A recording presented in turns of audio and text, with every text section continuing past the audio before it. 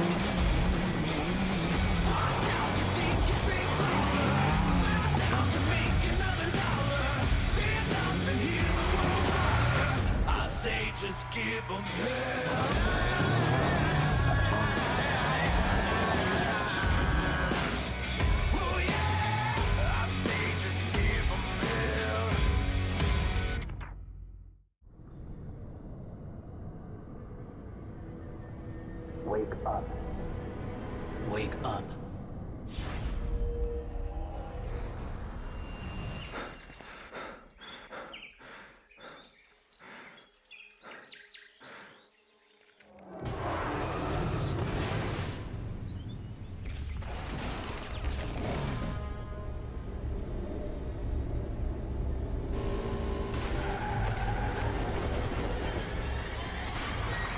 You are stuck here.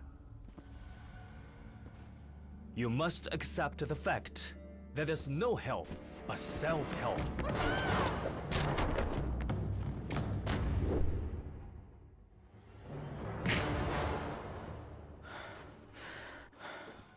Come on, fight back.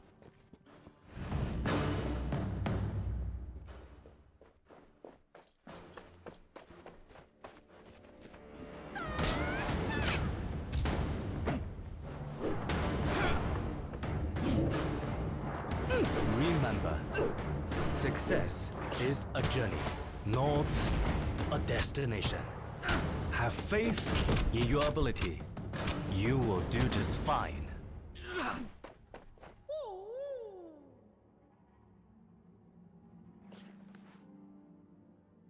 Now, take them all!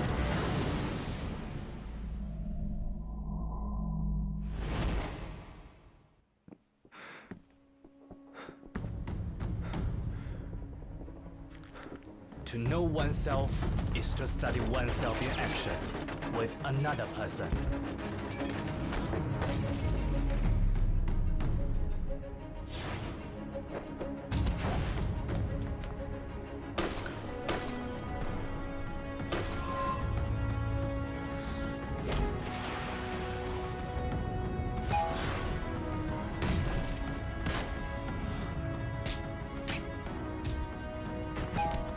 Always be yourself. Express yourself. Have faith in yourself.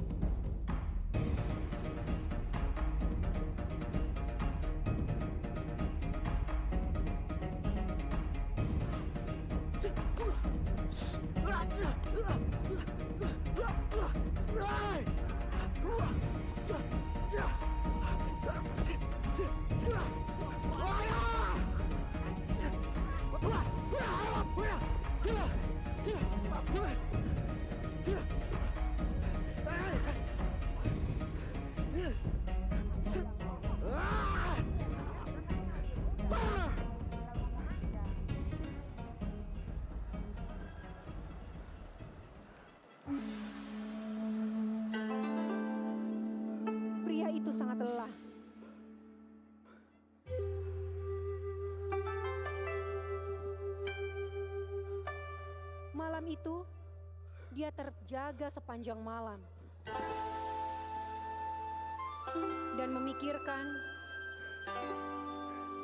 apa yang harus dia lakukan untuk mengembalikan kepercayaan diri.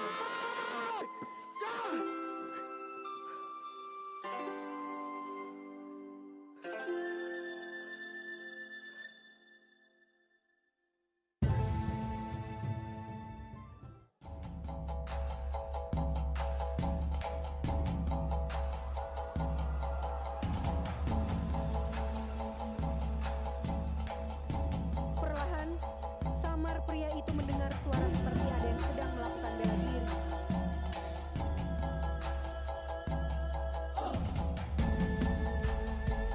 Dia kagum ketika melihat satu sosok di depannya. Menyadari ada yang memperhatikannya, Master menghampiri pria tersebut.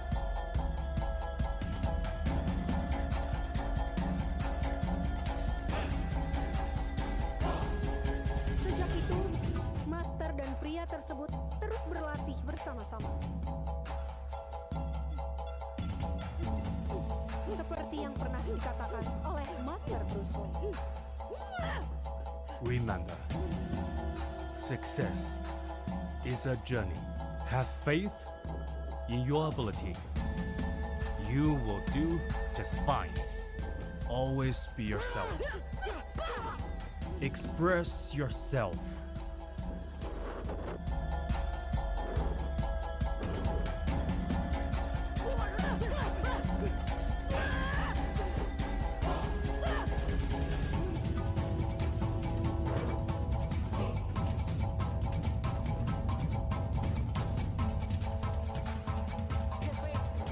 In yourself. Tiba-tiba, 4 musuh datang dan menyerang mereka.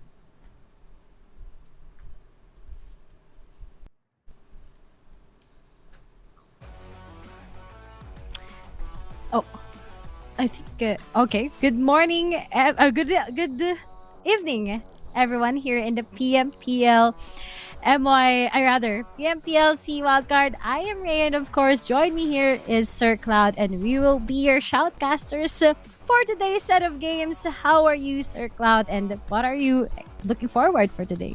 Oh, I'm looking forward to more action, of course. And welcome to the English broadcast for the first time, Ray. I hope you're well as well, and I'm sure we will be seeing a lot of good action. So far, we have seen quite a good mix of teams going up on top, so it's still anyone's game if you ask me.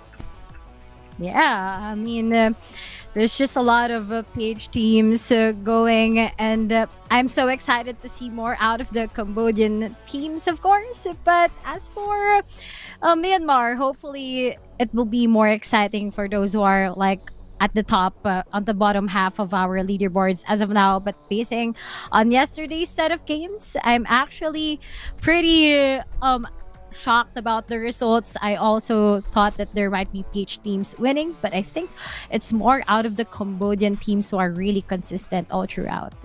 Oh yeah, they're really close, in fact, in terms of their points, right? So we'll go through the points later on, but I guess right now, just a little bit of a teaser of what's happening top. So we have 77 points, 5 of danger currently on top. Two Galacticos at second place with only like 4 points difference from them.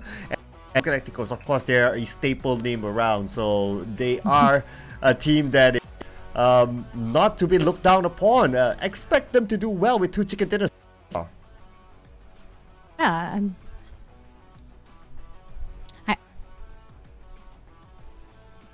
I mean, for the type of teams as of now, I think the most important thing about YG, about Yangon Galacticos, is that every kill, they have it. Every consistency, they have it. Although some of the maps, they didn't do well yesterday, but I think they always have that. But right now, of course, guys, we're always looking forward for this Silver Guru set. Yeah, we got new seasons, new sets, of course. So one of it is going to be the Silver Guru set. And this is one of the new ultimate sets that's currently available. It definitely looks swaggy, I must say. Well, not really swaggy is the right word, but I would say that it's like a dynasty looking sort of a set. And I'm really liking this. I think it's a new kind of a take on the sets that we normally see in the PUBG Mobile universe. We'll look forward to that. What do you think of this set, Riri? Yeah, Silver Guru set is there. But of course, we also have this, guys. I know a lot of people since our childhood, we've been saying this. The PUBG MX Bruce Lee, have faith in yourself. The internationally beloved martial arts master Bruce Lee joins PUBG Mobile in version 2.4's Martial Showdown for a limited time only. The collaboration will introduce a unique collection of in-game outfits and other items available from January 10th. So if I were you guys who are currently watching, I won't miss it and I'll check it out in the PUBG Mobile tab. You can see it there. And of course, to those who have a lot of UC coming in, make sure to buy it and make sure to follow us in our socials. For our fan page, we have PUBG Mobile for Myanmar. We also have PUBG Mobile Esports Cambodia. And of course, PUBG Mobile Philippines Esports. And on YouTube, we have PUBG Mobile Philippines. And we also have the official PUBG Mobile Esports YouTube and our fan page, PUBG Mobile. And of course, you can go out and check our TikTok channels. We also do our live streams there, guys. Yeah, so that's all on the social. The current promos, but we're going to talk about today and the tournament. So this is the overview of the 2023 PUBG Mobile Professional League Southeast Asia Wildcard Spring. We start off with 20 teams that are divided into 4 different groups, A, B, C, D, and E, and they'll be playing throughout this week. But next week there will be a group shuffle depending on how they perform this week. So as you can see on screen, and that the days will be still be the same. It will happen from Wednesday until Sunday, but the final will happen on week 3. Will happen from March 3rd to the 5th of March, whereby 16 teams will play out in the finals, and that total prize pool of $40,000 US. Man, but of course, I still do think there's just a lot of changes coming in. I mean, it's just the 3rd day so far as we've seen on the matches. But right now, guys, don't forget that we have bonus points here in the 2023 PMPL SEA Wildcard.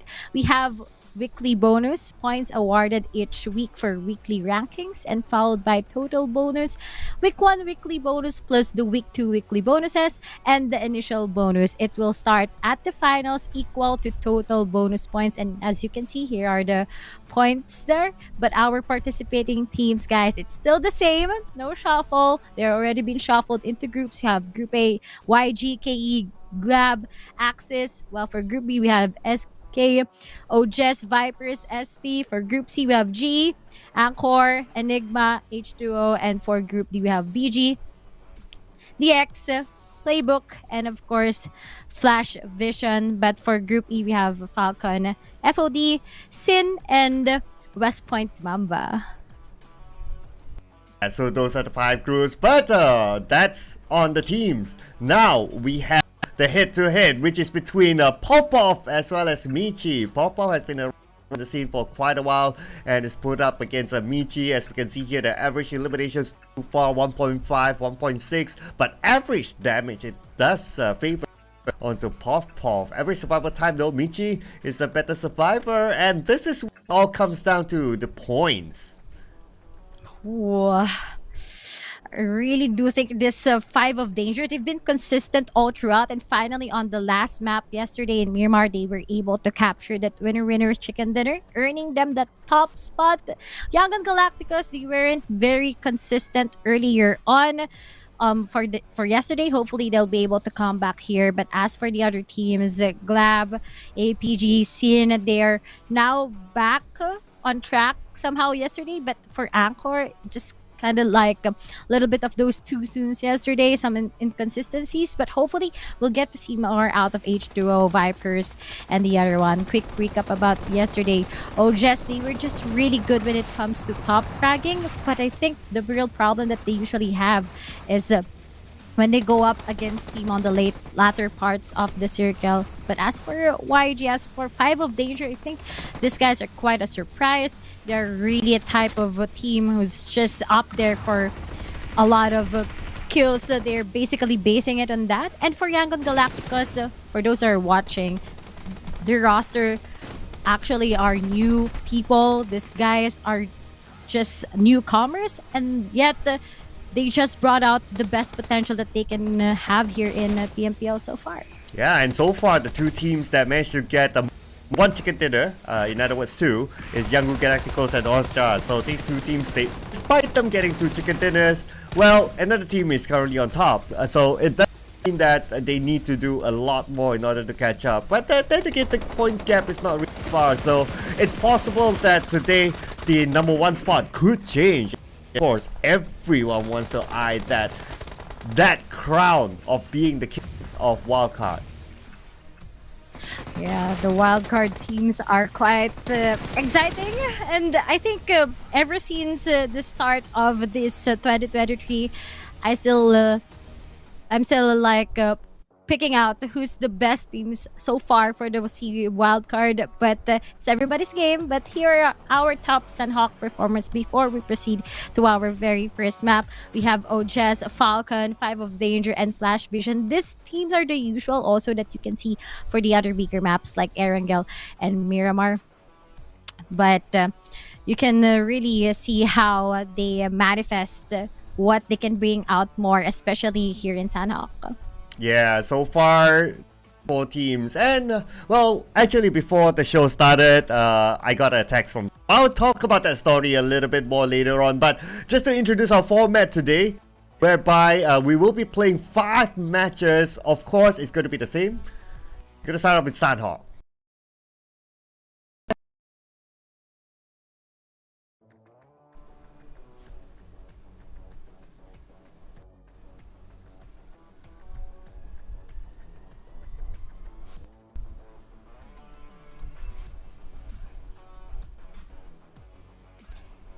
Is okay? Alright. Alright. That is going to be the 5 maps. And of course, we're going to start off in the smallest map in the world of PUBG Mobile. It's going to be Sunhawk. This map, oh man, not my favorite map to be honest, but because of certain changes recently, I think this map is a little bit more balanced now, and I'll be looking forward to see how the teams adapt to this. I think for Sunhawk, this is really a big question mark for a lot of teams, especially when I base it on the yesterday set of games in Quarry. They were just a little bit struggling on the circle itself. Only just 1 team favored yesterday on their positionings, and that is in Falcon Esports. But then for our caster prediction, let's see who's gonna get who. I'm so excited. Do we have like the same prediction right now? But looking at it, Sir Cloud, oh, we're so far from our predictions with each other. Yeah, but that's where the fun is, right? In case and none of my predictions I got it right, because we got 3 predictions right, and Ray gets the predictions right. Well, then we're gonna just punish Ray at some point. So we'll see what is Ray going to do. But hey, Ray, without further ado, we will jump into Sunhawk game number 1 for day number 3. Here it is. What will be our flight path, it's gonna be coming on the south side of Camp Alpha, going east towards Mong Lai. Oh, this is pretty difficult for the guys. It's just gonna drop around the south side of Sandhawk, but usually the circle comes in at around Hatton, if I remember, around Bootcamp. And the usual thing about these teams is that, especially here in Sandhawk, they don't give up their dropping points. They are really going in towards those drop points that even if it's a do or die, they still make it. And one of those are from Five of Danger. They're like circling around in Camp Alpha yesterday, and they were able to take out a lot of teams going along. But at the same time, OJS also is really powerful. They go for those early rotations. They go for those team fights. Around like 5 to 10 minutes during the game. But for Axis, I think yesterday, Sir Cloud, in a lot of maps, they've been just getting those too soon. Yeah, little unfortunate for them though. So currently Axis, they are at number 18 in the overall. So they need to find their way back up again. It's interesting to see that some teams like Axis, they do have a mix of... I think Axis has the most diverse lineup of all. So number one, they have two nations in it, Malaysia and also Singapore players, and they also have female players in it. So that's going to be really interesting to see how they can hold up. And it seems to be good news because they'll be sharing this same compound with another team. Oh, looks like there's the first frag coming in from Moy, our PH representative, Sin. You know what? I also, a fun fact about Sin, this team, they've just been joining a lot of tournaments all over again. You know, it's a trial and error for them. And finally, when they went into PMNC, a lot of teams didn't expect that they'll be able to be here in PMPL. And now that they are here, this roster has a lot of capabilities, and they actually exceeded my expectations so far, because I thought it's gonna be Enigma who's gonna get a lot of frags together with Glab, but West Point Mamba together with Sin, they are like the consistent teams as of now in PH, and you can really see that on our scoreboard. West Point Mamba is at currently number 4 overall, you know, being better than Glab, which is like the representatives also that went to SEA Games together with Playbook. So it's really good to see new teams really growing through PMPL SEA Wildcard. And aside from that, Five of Danger is something that a lot of people didn't expect. Yeah, Five of Danger currently at the top. For me personally, even before starting the PMPL SEA Wildcard, I would name a few. Let's say I would name like Young Galacticos to be at the top. I might name even APG to be at the top. But to my surprise as well, Five of Danger is currently at the top. But then again, we are still day number 3 today. So anything can still happen towards the end. As some of the words of some athletes, it doesn't matter how you start. It matters how you end. So this is a challenge for the teams. They definitely need to put a good closure whenever it's like that, right? This team, sometimes they just start so slow, a lot of adjustments. And as for Axis, hopefully today they'll be able to like adjust a lot. But right now, looks like there's someone from OJS that's gonna be Ranzer being tackled down. And OJS, this guy is they used to be Orange Esports. Everyone knows that. A team that has great popularity in Cambodia.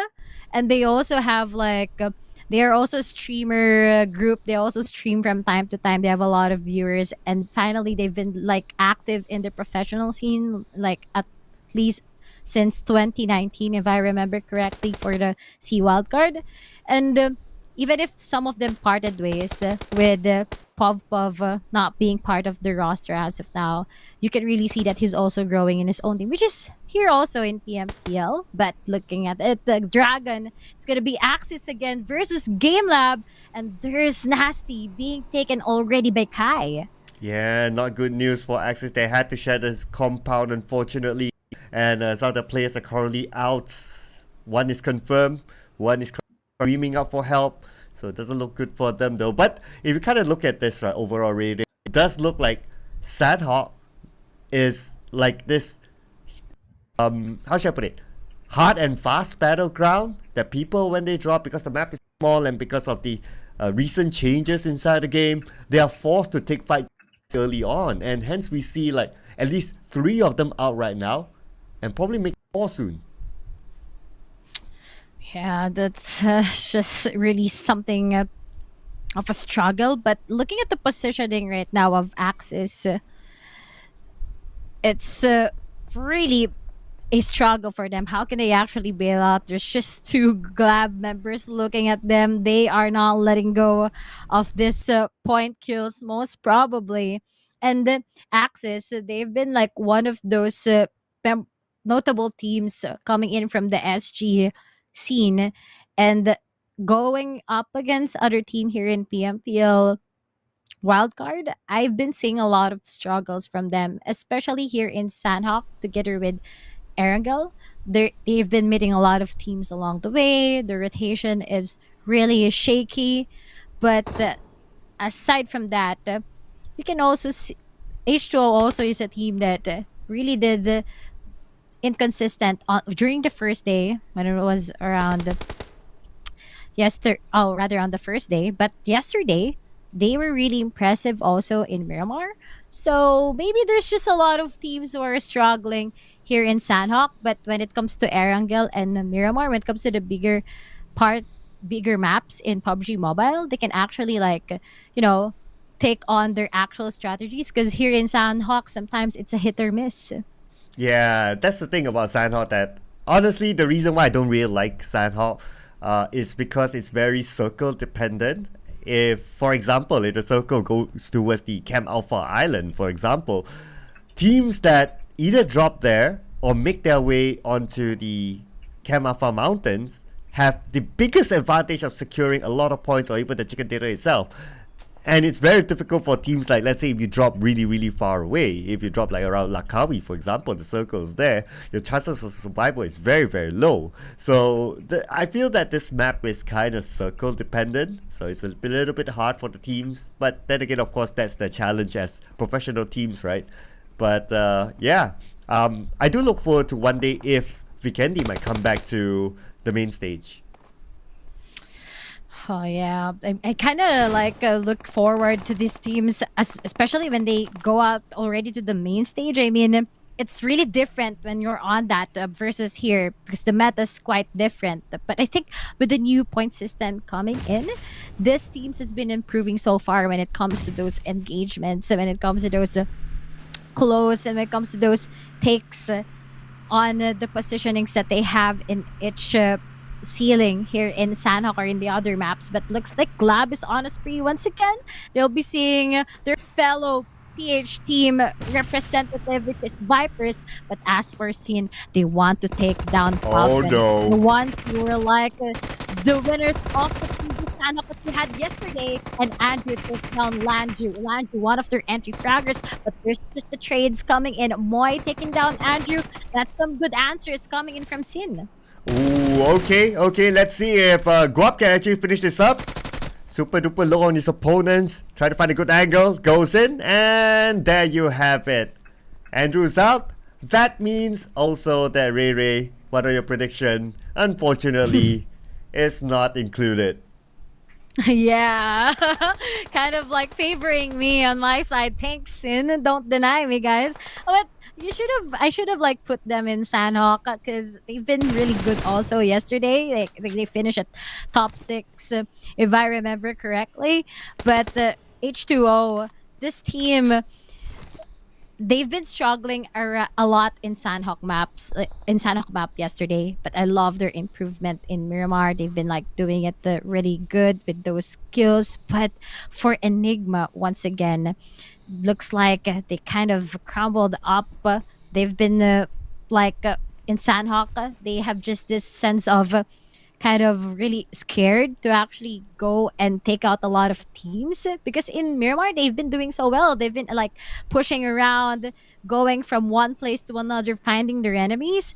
But for Enigma in Sandhawk, they're like suppressed. They're kind of scared to do those frags all over, and that's the problem. And you don't have like one of their fraggers, which is in the current substitute right now, which is Claire. So I hope they'll bring him back on the actual roster to play here, because he's a smart player when it comes to playing in Sandhawk. But right now we have Yangon Galacticus. These guys, my goodness, Sir Cloud, they are just experienced. Oh yes, they are. They are going up against H2O.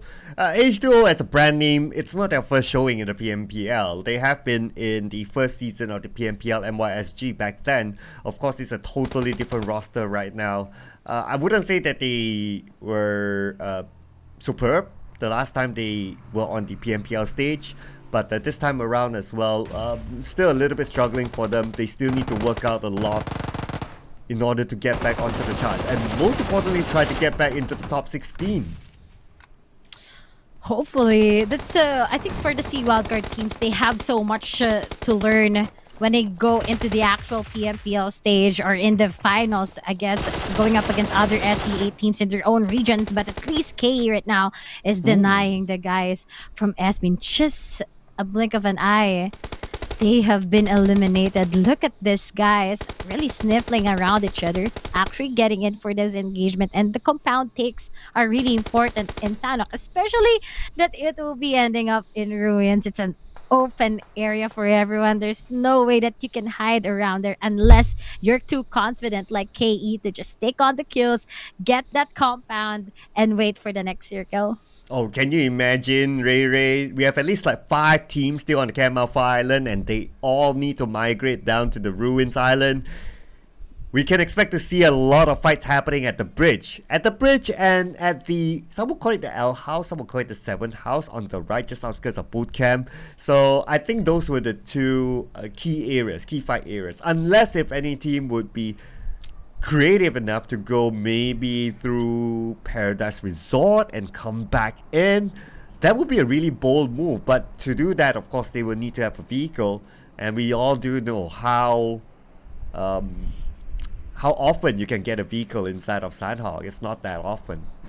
Yeah, and plus when you have that vehicle, a lot of teams might be hearing you and you're just gonna do your rotation, right? So some of them, they just don't use it at all, but unless they come from a far area. But you know, I gotta like also add in what you said earlier about the boot camp dropping point here. I think it gives you a lot of creativity when it comes to that rotation, since technically bootcamp is on the center of the map, right? You can just adjust your rotations based on the play zone. But Sin, once again, they are really on fire. One of FOD is gonna go down, but this is also a good place for FOD. They can gatekeep teams coming along their way, but I think it's also a hit or miss, since there's just also teams lurking around the compounds, might be spotting you out, and their name is Sin, but they're currently trapped on the northern part of the map, and this is dangerous. They're stuck here, and this zone will be eating them, and when you're on that fort phase, it really gives you a lot of scratches, and that might be hard. Ooh, look at the teams really close to each other, fighting. And the fights will start. And right now we can see some of the teams struggling to get into the circle, in fact, including Enigma, who's busy with Yangon Galacticos behind. And at the same time, on the other side as well, there are like, what, 3 teams that will be waiting for them? But what's going to be interesting is that how will the next circle be? If the circle moves up, then it's going to be a little bit hard for some of the teams at the southern side. We still have some percentage of the circle on the other side of the island though, so I would say that maybe at least 3 teams can still kind of stick on the top island, the Cam Alpha Island, and can still chill there for the moment. They can still chill around for the moment, but I think it might be hard for them to just go with those going into the zone, especially for G's side and Glab. We have just FOD lurking around there on the bridge side, but at least it's kind of safe also, since there's also seen kind of giving few distractions for FOD to actually take those frags. And look at that, KE just finishing some of the FOD members, and they are also getting a total of 5 eliminations. Just a quick background about KE. Pov is there, he's part of it. He used to be the orange esport guy that has been really top fragging, but looks like I got it wrong because on the kill feed he's been knocked out. Hopefully they'll be able to go for the revive, but at least that's not gonna work. But for Glab, as of now, these guys, they are finally into the zone, but they need to run as much as they can, because if it's too late, there's also G that might be giving them a lot of struggles just to get into the zone. And speaking of, not just G giving them a lot of struggles, but there's also KE that might be spotting them out in the open. And speaking of, there's the top taking out one, finishing out Ichi. Ooh, really? We're only like what? Stage 4 of the circle, and we already lost like 6 teams. Can you imagine that? And that's like more than half of the players wiped out as well. Like, the game is just going really, really fast. But it's going to be fast as well, as we can see here. Looks like 2 teams that stuck with each other. Sin knows exactly where Easy is, and it's probably going to be easy for them to take him out with the numbers advantage. Advantage it is, but then FOD, they just need to hide. They need to they need to survive. But looks like there it is, Assy. He tries to knock out one from Sin, but I think going up against 3 members won't work. They need to survive more and more, but I think it's already impossible. Sin is just there right behind them, and Sin has no choice but to get into the zone, as the next thing that they have to worry about is KE. But Glab, there's the zone, might be eating them, and if they want to cross this river that we have here in Sanhok, they have to face, once again, the guys of KE. Look, KE is just overseeing a lot of teams. They can get the kills at the same time. It's really a big advantage that they did a hit or miss on their compound take earlier on, and right now it's paving in, it's working for them. But alongside that, Enigma, they want to sacrifice this rotation using that bug in. Finally, they got into it behind the rocks. But as of now, there's just a lot of struggles for G and Glab to get inside the zone. Okay. Well, yeah, it's going to be a little bit harder now that the zone has shrunk. But there's still a little bit of room at the Camp Alpha Island. But I think where the circle is at right now, there's not much room for them to play cover if they were to stay on the Camp Alpha Island anyway. So I would say now is the right time to really plan how they want to get into the Ruins Island. And the best part about this kind of circle is that you probably will have like what, 60% of land that you can really play with. Hence we will see a lot more fights happening as the clock tickles down. And look at that, the 5 of death, it's already out of our game here in Sanhok.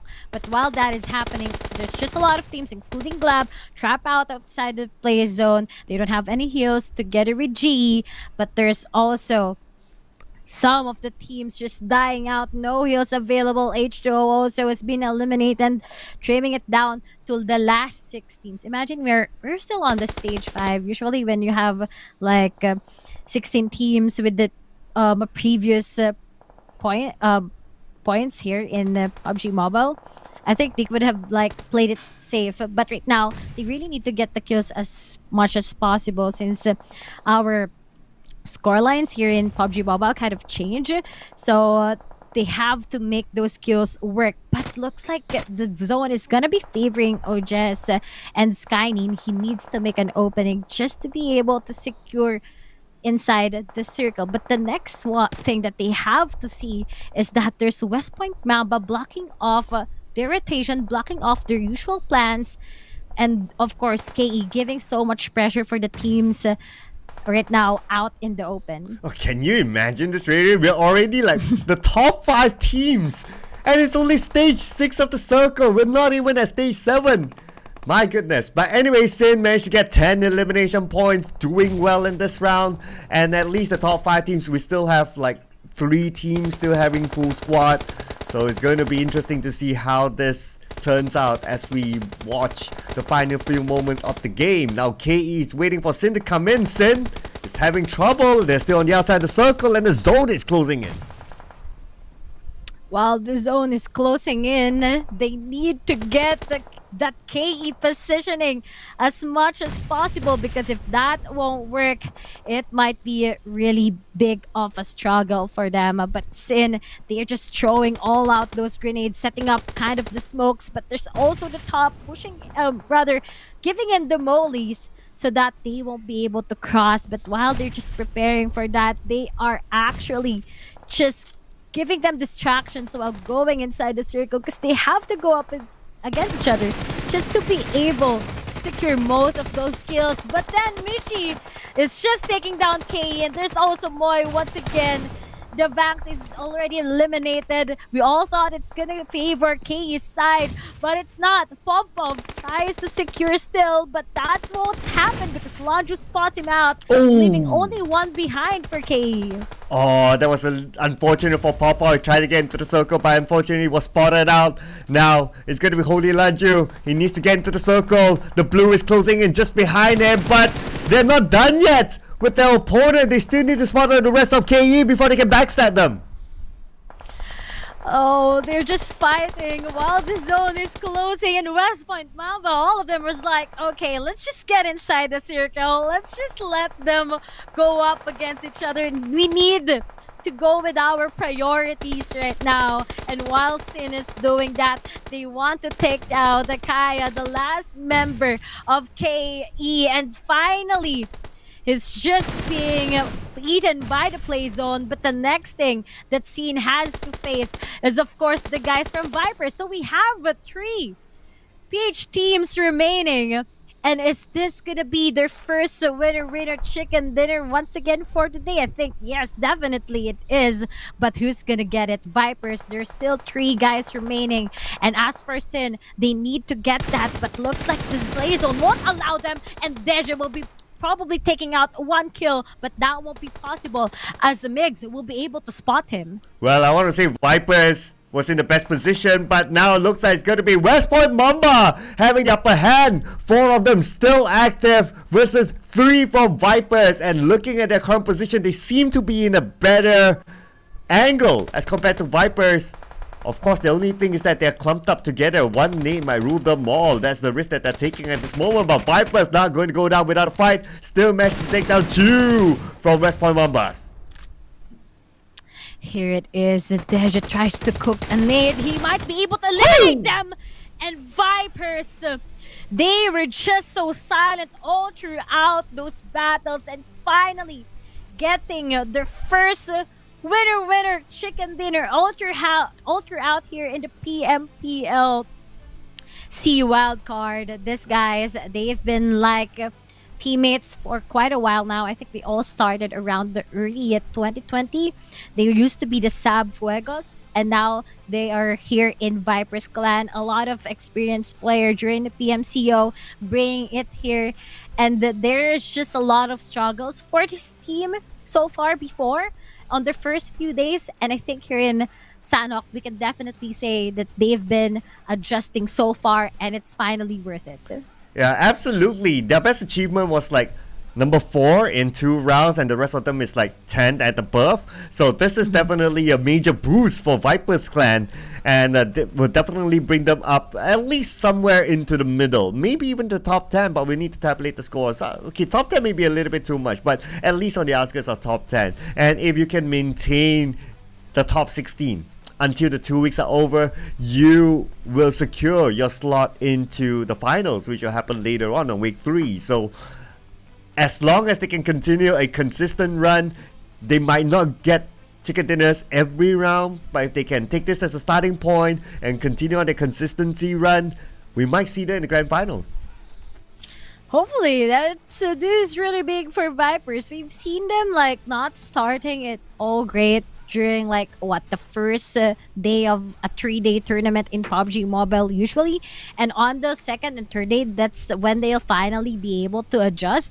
Even if there's a lot of adjustments already on their side, like they went some re-rosters, they put Rain already in their main lineup. They changed something a little bit on how they want to play their team fights. Vipers is up ahead, just kicking in. But as for the other teams, for West Point Mamba, that could have been a big win already for them. Imagine it was a 4v2 when Deja was knocked out. They just let the time for Vipers to revive Deja once again while throwing in their nades, knocking out some members of West Point Mamba. But looking at our highlights, there's just a lot of early retaliation between teams. But Sin, I gotta commend that this team is just really pumped up. Imagine they've been getting a lot. Oh yeah, they are definitely pumped up for that. But let's check out the highlights from the previous round. So as we can see here, it was a tough match because of the circle. The circle was tricky. You had 50% on the Camp Alpha Island and 50% on the ruins. So teams needed to make a decision, like whether they want to stay on top or they want to go bottom at some point. And the moment the circle moved towards the southern side, that's where we can see like teams just go crazy trying to cross over. And I'm happy to see that those crossovers is finally like giving them so much momentum already. And aside from that, I'm happy to see that the PH teams right now are growing. Sandhawk has been really difficult for them, not just for Vipers, but for the other PH teams as well. Like it's really different when it comes to how Cambodia and Myanmar play it, and together with the SG teams. But for PH teams, this is quite a surprise because I really didn't expect that they'll be able to grab a win in Sandhawk. It's more leaning on towards Myanmar, which is a map where they usually win based on the games on the previous days here in a PMPL Wildcard. Yeah, there will be a lot of expectations for the Filipino teams, of course, because they have 7 representatives into the Southeast Asia Wildcard this time around. So a lot of slots. Fans will definitely be looking forward to seeing their performance, whether they can be on top. But of course, being on top at this point, it's still not that, I wouldn't say, it's not that prize moment that they want. They want to be on top in the grand finals. Yeah, every team wants that. That is the main goal of being in this tournament and getting the majority of the prize pool from that $40,000 prize pool. So we still look forward to seeing if some of the bottom teams can actually rise up to the occasion now that it's day number 3. You know, like what gamers always say, right? Oh, it's a warm-up round. It's a warm-up round. Well, it's day 3, so warm-up's out of the window. Oh, I like power-ups there and everything. But let's see what will be like the current results in our stats on what happened in Sandhawk. I'm not really big of a fan for Sandhawk because technically I like bigger maps like Erangel and Miramar. Obviously, I think it gives so much space for the teams to like get on their strats, finally like do the rotations. Well, in Sandhawk, as what we've said, it's a hit or miss. If the circle won't favor you, it's a big of a struggle. Like you really need to go early even if you don't have enough loots just to be able to secure a compound. But at the same time, if you have smaller loots, there's just a small chance of actually winning it out against your enemy. So there's just a lot of gamble when it comes to your strategies here in Sandhawk. And even if one circuit, even if for example in phase 4 you'll have that compound with you, but on phase 5 it won't be on your side anymore. That's what exactly happened to KE earlier on. Yeah, so but yeah, to me Sandhawk has always been that iffy map, right? That it's very circle dependent, and if the circle just shifts away, then a lot of teams that do not get the favor of the circle, they will be in a difficult position. But that's what we saw just now. But anyway, it's only one round of Sanhok, so we don't need to worry about it too much. Well, at least for the players, we don't need to worry because we're just watching the game.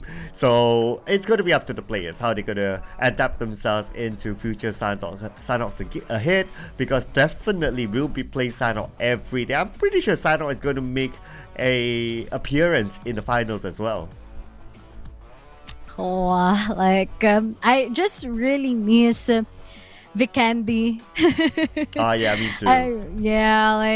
Vikendi is really, I suppose, much more efficient than Sanhok. Like the loot is pretty okay, and plus you get like a lot of compounds, even if it's like small also.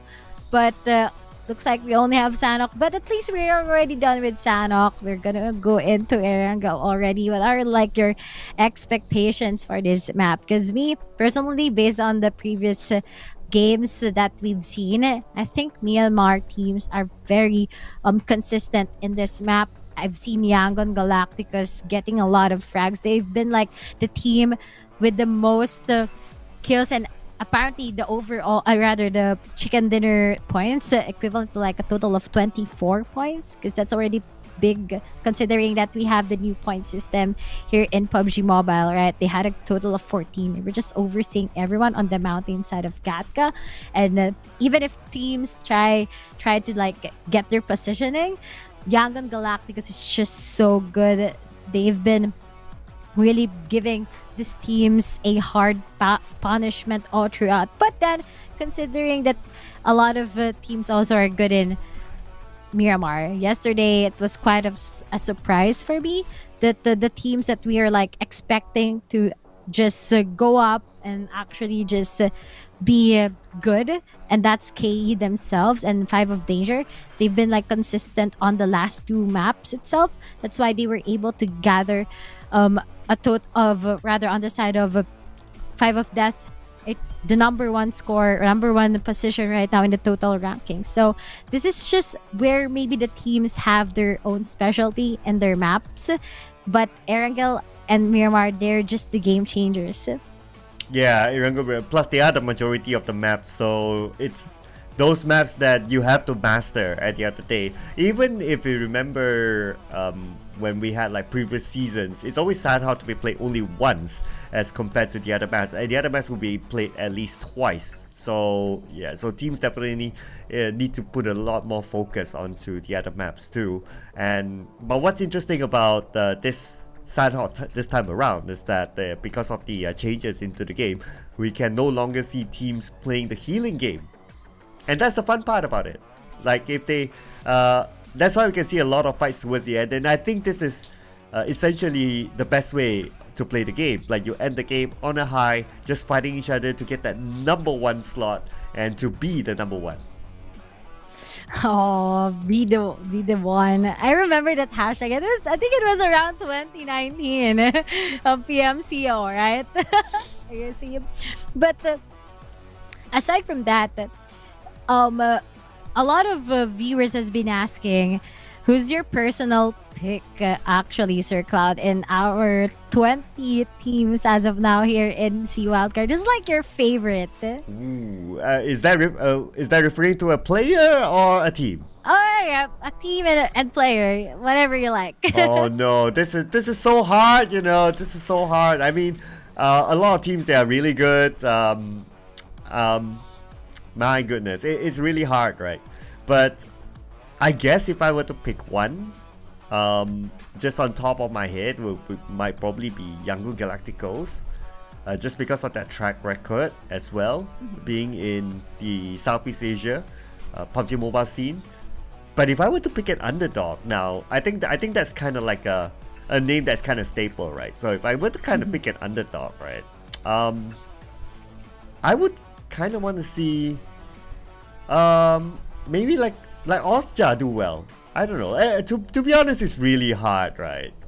Because some of these teams are making their debut at this stage, and sometimes it's a little bit different as compared to the country PMNC, for example. So I don't know. But just to name a few, I guess those were my two names. But how about you, Ray Ray? What do you think? Maybe for me, my personal favorite, we might be on the same page for Yangdan Galacticos, but if I were like to pick another one, that will be Five of Danger. They're just a good team. They're fragging too much. They're just so great all throughout. And we've seen it earlier, not so much, but maybe on the other bigger maps. But here it is, our most valuable player, and he's also the captain of Viper's clan, and his name is Pugel. A total of 2 eliminations, 506 damage. Survival time is 21 minutes and 41. The team contribution is 37%, and damage taken is 78. But you gotta consider also that Deje from Vipers really started it. Even if he was knocked out earlier, he was able to get it first against West Point Mamba. But our teams to watch, it's gonna be Vipers, and followed by Sin, West Point Mamba together with KE. I think it's obvious, guys. These are the last 4 teams that we've seen in Sanhok who actually survived. Yeah, and well, now that we have a Ray Ray together with us today, maybe you can help me out with this curious question. Does Spoogel mean anything in the Philippines? But Spoogel has been like a player that has been active since if I remember around the early parts of 2019. And for Spoogel, I think he's been inconsistent before, since there was just a lot of changes for Sab Fuegos when they were still inside the team. But right now he chose amongst the new roster coming in, like Rain is finally there with them, plus they're just support. The 2 core members of Fuegos are still there playing. But our week 1 rankings right now, it's West Point Mamba leading by 2 against Five of Danger, and now Jess also at 74. I think it's still too early to actually find a team that will be like getting the first place, since one too soon or one chicken dinner can make a big difference. But Vipers right now, they're currently upping their scoreboards, their leaderboards right now, and if they're still consistent all throughout the next maps that they'll be playing, this might be big for them. But knowing that the SP earlier on, they just they haven't started playing yet. We are like looking forward how they can move along and just join these teams going up against each other here in the PMPL. Well, that is it for round number 1. Congratulations again to Vipers Clan taking home the first chicken dinner for today. We'll have round number 2 happening in Erangel, and it will be A, B, D, and E playing the next round. So it's going to be Game Lab Alpha, Axis Fighter, Kill Enemy or KE, Young Galacticos, and we have Phantom Reapers SP. We have SKR Equal, Austria Esports, Vipers Clan will be playing again. And we have the X Esports, Burmese Goals, Playbook Esports, Flash Vision Esports, West Point Mamba, Sin Main Team, Five of Danger, and Falcon Esports is going to play next. But while we wait for the game to start, don't forget to follow us on our social medias. Oh yes, guys, of course. We have the English broadcast, of course, here in PUBG Mobile Esports. But if you want to of course check out our other casters for Myanmar together with Cambodia and Philippines, we have PUBG Mobile Myanmar, PUBG Mobile Esports Cambodia, PUBG Mobile Philippines Esports, and PUBG Mobile Philippines on YouTube. We also have our own TikTok channels, PUBG Mobile Myanmar, PUBG Mobile Philippines, and PUBG Mobile Esports for more esports updates and in-game updates for the active PUBG Mobile players out there who are currently watching. Yeah, and don't forget to follow us on our social medias as well. Now, just saying, while you're at it, while you have already opened your own TikTok account or your Facebook account or YouTube, why not? Just give us a follow at the same time. Doesn't cost anything. But for the next round, it will cost the teams that spot on the top. But what's going to be interesting as well, right? I don't know if you were a team.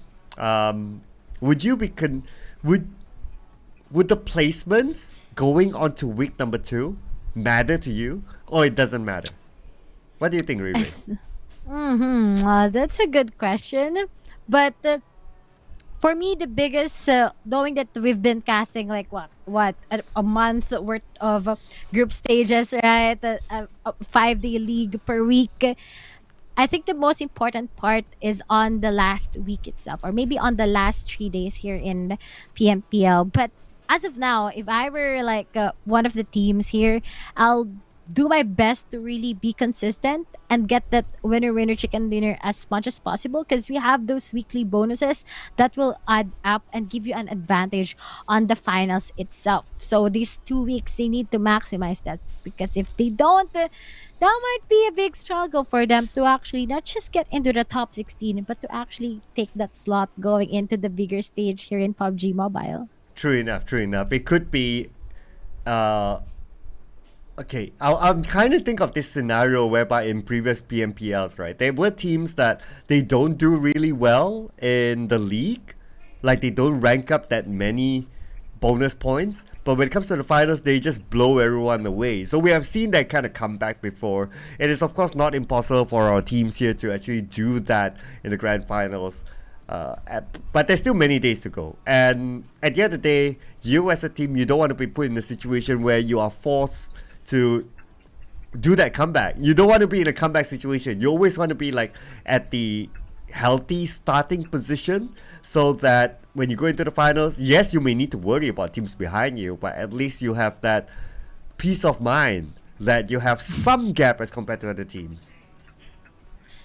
Oh yeah, we've seen that a lot of times, right? Not just only here in PMPL SEA Wildcard, but also in their own region scenes, like in Indonesia, in MYSG, in Thailand. That if you get those weekly bonuses all for yourself, you'll definitely get that champion badge. And that exactly happened to Geek Fam. If we're just gonna go in on a little bit of that throwback during the fall season, right? They've been winning the weekly bonuses as the top one.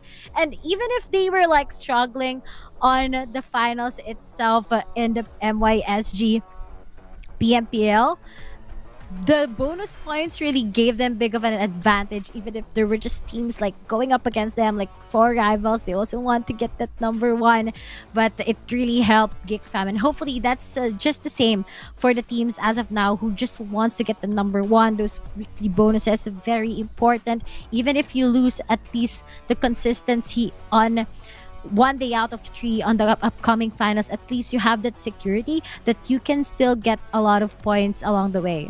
Yeah, yes, you always want that security at the end of the day, right? But after this, there will not be any security for the group that's going to make their debut. So it's going to be Group D making their debut after this.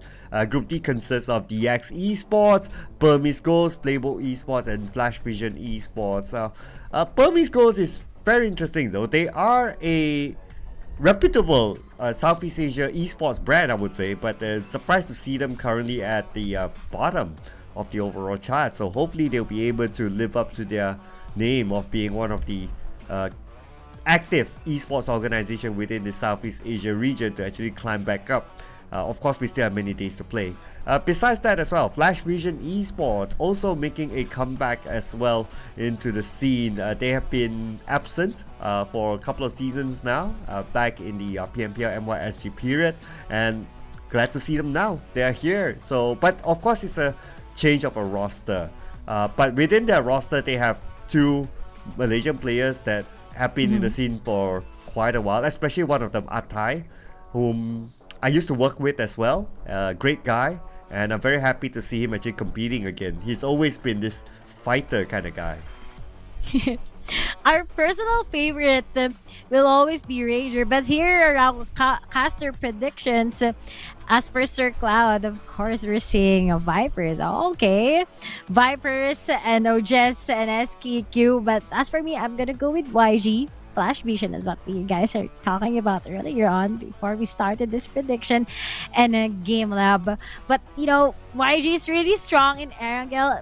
A lot of people will definitely agree with me on this one. But knowing that Vipers is currently on a momentum coming in from their good start in Sandhawk, I am excited on how they will surprise us once again in this map. Yeah, definitely. They have to be my pick, right? I want to see them being consistent. Come on, let's go. I like to see like the underdog teams actually showing it up. So I look forward to seeing their performance. And after this, we will be jumping into none other than Erangel. Ray Ray, one of your favorite maps. Oh, it is one of our favorites, the classic map, of course. We all started, we were born in Erangel before we proceeded to Myanmar and other maps. But as we go here, who's going to be the first team taking the first Erangel map? So let's go, guys.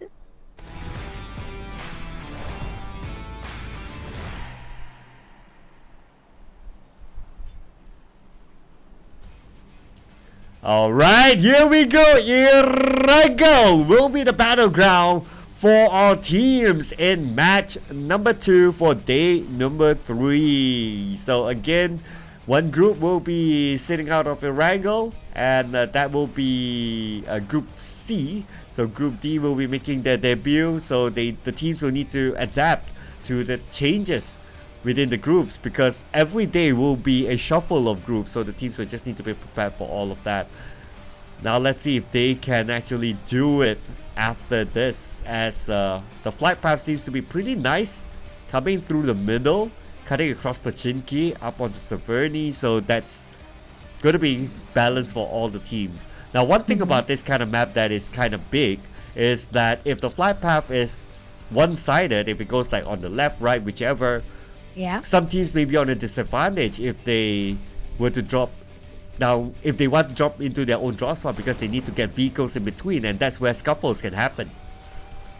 Ooh, I like that take about how these teams can actually have that bigger of an advantage whenever it's on that dropping point. But I'm happy to see that the flight path is like this every time I cast Erangel yesterday, and it's also the same for this. But the circle, it's gonna be maybe centering around the Gatka or around the water city. But I think it might be leaning. I hope it's not gonna be a hard shift around Pachinki, because that's where it's gonna be hard for a lot of teams. You gotta make a big decision whether you just trap yourself in Pachinki for the latter parts of the game. But here it is. We're gonna be going around K. We have Pov just looting around. Teams are just pretty chill right now. The Sandhawk earlier was just really fast paced, I guess. A lot of teams are just like so excited to take on those kills. But the Game Lab quite near, of course, with another team. But I think there's not much to say about those early engagement. I think they are more disciplined now than ever. These teams are quite aware of how they'll handle their drop points here in Erangel. And as what we've said, it's a bigger map. It should be better. But I think I got it wrong. Newbie from Game Lab is just gonna go down into the hands of Eren. Oh, we have an anime character here, I guess. Eren from Attack on Titan. Wow, okay. Sometimes I feel that I'm too old for anime, but you're never too old for anime. Ladies and gentlemen, you're never too old for anime. But you spoke too soon, Ray Ray. We thought that, okay, it's going to be a chill round, but no. That was one encounter. Here's going to be another encounter. Goblin's going to be in trouble. 1v3, unless he can pull off a miraculous clutch. Now, he does have a good weapon, but he's going up against a DBS. But Goblin! Goblin! Stole it! Can he get away? He got no! excited.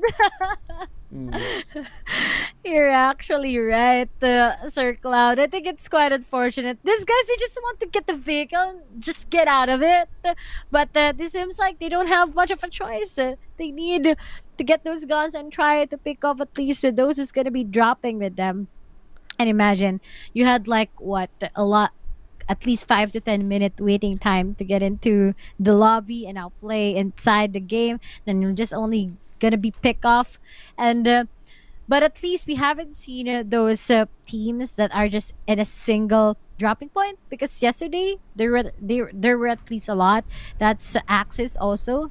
Yesterday there's just a lot of teams that drop with them, and now they got pinched off by those two teams. But right now for KE, they just need to be consistent all throughout. Case currently top 5 with a total of 7-3. They kind of did it good in Sandhawk, but it wasn't enough for them to get that the winner chicken dinner. Yeah, I would have. Okay, but one consolation I would say that Moy managed to get is that the vehicle was destroyed or close to being destroyed. So that means that he kind of handicapped his opponents too. So, okay, I would kind of give it like that is his consolation. I mean, that's the best that he could get out from. But action's not stopping yet, Ray Ray. Look at this. Sin managed to get another knockdown or an elimination on the Chanlong from Falcon. Oh yeah, I mean, it was just too late for him earlier. But oh, Jess, they're far too far from they are far from the circle. They need to get inside. But as for Sin, the fact that they are starting to hit up once again, they might be a dangerous team for the other team that will be meeting against them. But the truth about the Sin, guys, for those who are watching, they are one of the teams that is really unpredictable and unexpected. They've been like participating in a lot of community tournaments, and until they finally got their seat on the scene, and that's West Point Mamba also. So far we've been seeing these underdog teams rising up, but of course in the international scene it's really different, and you can definitely see TX right now wants to spot off the members of West Point Mamba, but I think it won't connect all together. Yeah, we can see that Sin, they have been giving us a lot of action in round number 1 and round number 2 as well, starting it off hot. They are sinning against other teams, I must say. But we gotta give it to them. They are currently at at least number 8 out of this 16 teams, meaning that they still need to work a lot if they want to get on top and gain those bonus points. So they are doing what needs to be done, and we did talk about what's the current format or the point system. Is that the point system forces teams to go for elimination points, and to me they're playing by that rule. And it's really different now, right? It will teach you not to be slow pace, or not to be just continuing to just go for your positions, because the kill points really gives a lot of impact, pushes you to be more aggressive and not just continue to be passive here in PUBG Mobile. And I think that's a good step up also. It will also teach teams how to get into compounds, get that compound from the hands of another enemy. And aside from that, it also teaches them how to not just be aggressive, but how to be disciplined whenever you have team fights of the 4v4 situations here in PUBG Mobile. That's very important. Are you gonna take the kill or not once you knock out an enemy during that team engagement? There's just a lot of improvements when it comes to the styles of teams with the new point system. But the problem with PH teams is that in the previous PMNC that they played before, right now here in PMPL, the point system that they had is the point system before we changed into the 10 winner chicken dinner points. And that's why they're kind of struggling on how they can be aggressive against other SEA Wildcard teams, is primarily because of that. They are still in the process of adjusting how they play that passive aggressive pushes. But 5 of Danger, one of our best teams out there, because they're currently in the number 2 spot next to West Point Mamba. It was pretty difficult in their Sandhawk, but as what I've said earlier on, FOD is a team that can work on bigger maps. Yeah, but if you kind of think about it, actually all the teams, they are in the same situation. They were playing a different point system before this, and all of a sudden they had to play the new point system in this wildcard match. But now looking at this circle, it's going to be a kind circle. No 50-50. It's definitely going to be in the middle of the map. Whether it ends inside of Ponjiki, that will be the next question. And I do favor if circles are played on the outside of compounds rather than inside of compounds, because if it ends up inside of Ponjiki, we can expect the game to be a little bit slower. But if it goes out, especially into the hills on the left side of Pochinki, then those teams that use that as the checkpoint, they will have a big advantage. Yeah, those advantages are really important here in, of course, getting a lot of scores, getting a lot of frags. And looking at this, you can see Vipers just lurking around, taking from their dropping point around on the northern parts of Erangel. They usually don't go to Severny. They just go for those mini compound loots, finally collect those vehicles just to get inside the circle. But you can definitely see Yangon Galacticos being so um, stable when it comes to their positionings, when it comes to their rotations. And this might be the same once again if are just going to be following how they executed also on the Erangel map yesterday. But before we head into that, looks like there's Caddy already. It's gonna be the Ojes boys once again. Of course, Ranzer is gonna be eliminated. I think the real problem right now so far for Ojes is that it's always Ranzer who gets killed easily, who always been taken down. Earlier in Sanhok, it also happened. Yeah, for some reason. Not too sure what happened in this time around. But hopefully he'll be able to find his footing as we have at least 3 more matches to go.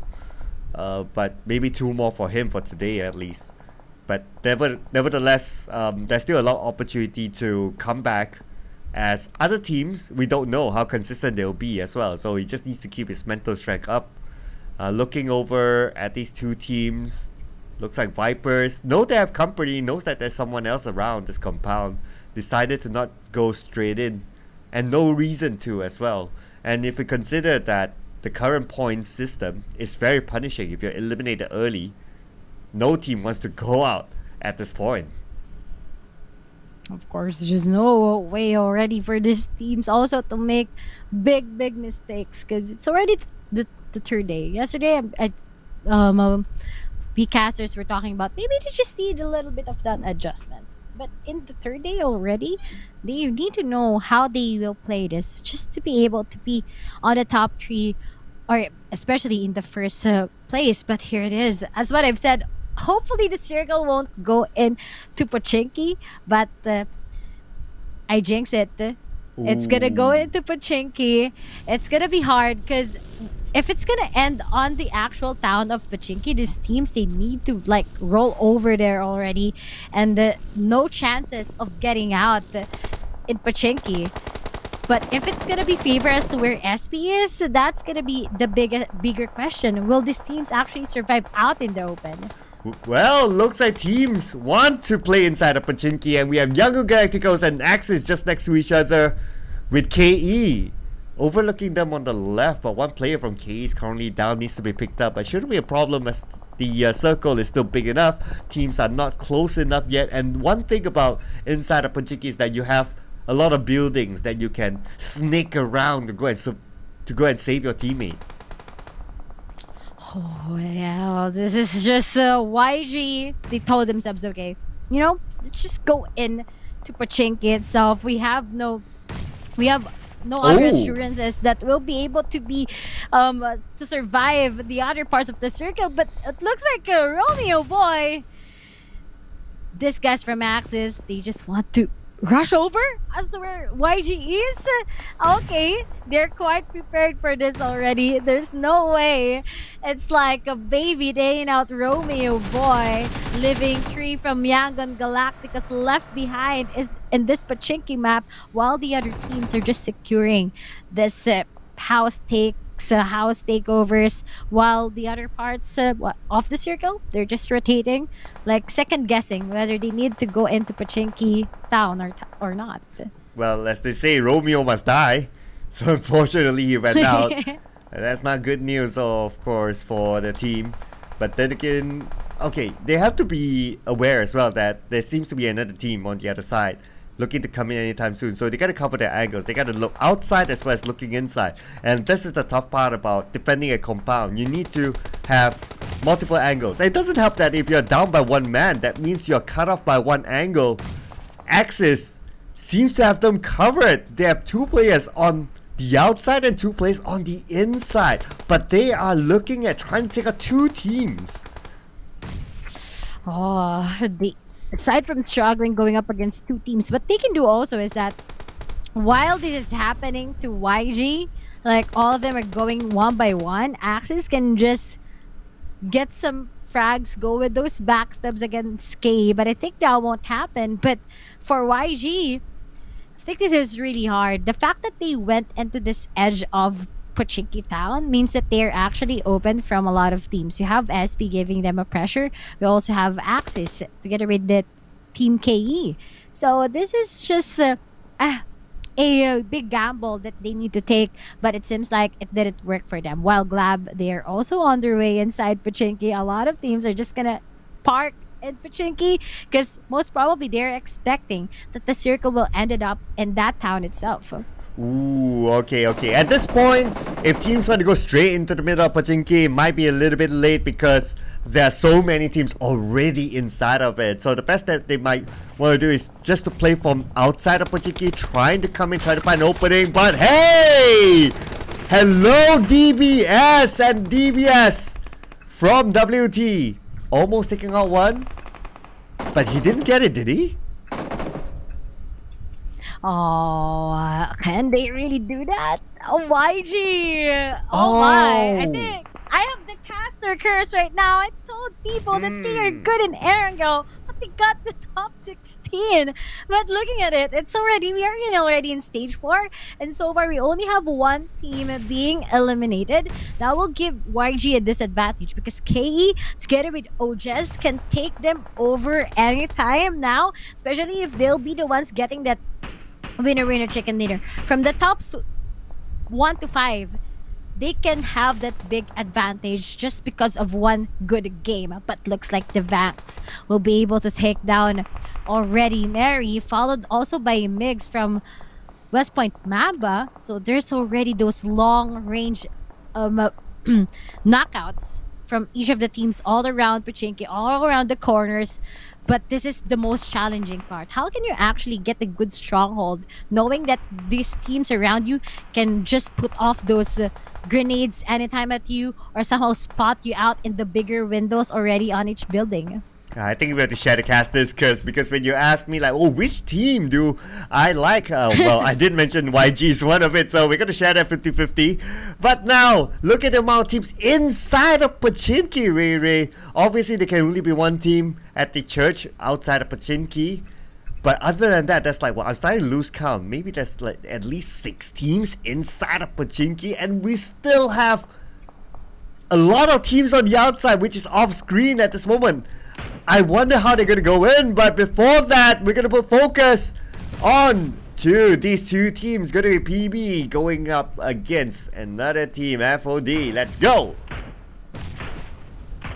Oh, this is it. If we have like a big battle on the center stage of Pochinki, we also have the teams lurking around on the open areas, but at the same time, we're struggling because just one little pick in the open area, a lot of teams might be taking you down. And this is what PBE needs to put themselves right on the foot, because there's no way that they can get out of that unless they take down the FOD. But FOD also is struggling. We have West Point Mamba looking at them, and looking at the circle, it might favor Vipers again together with Sin, and that's really hard. This is pretty harsh for all of the teams because it's out in the open. There's no way that you can just straight right in to where FV is going, so a lot of them will be coming on the southwest side of the map.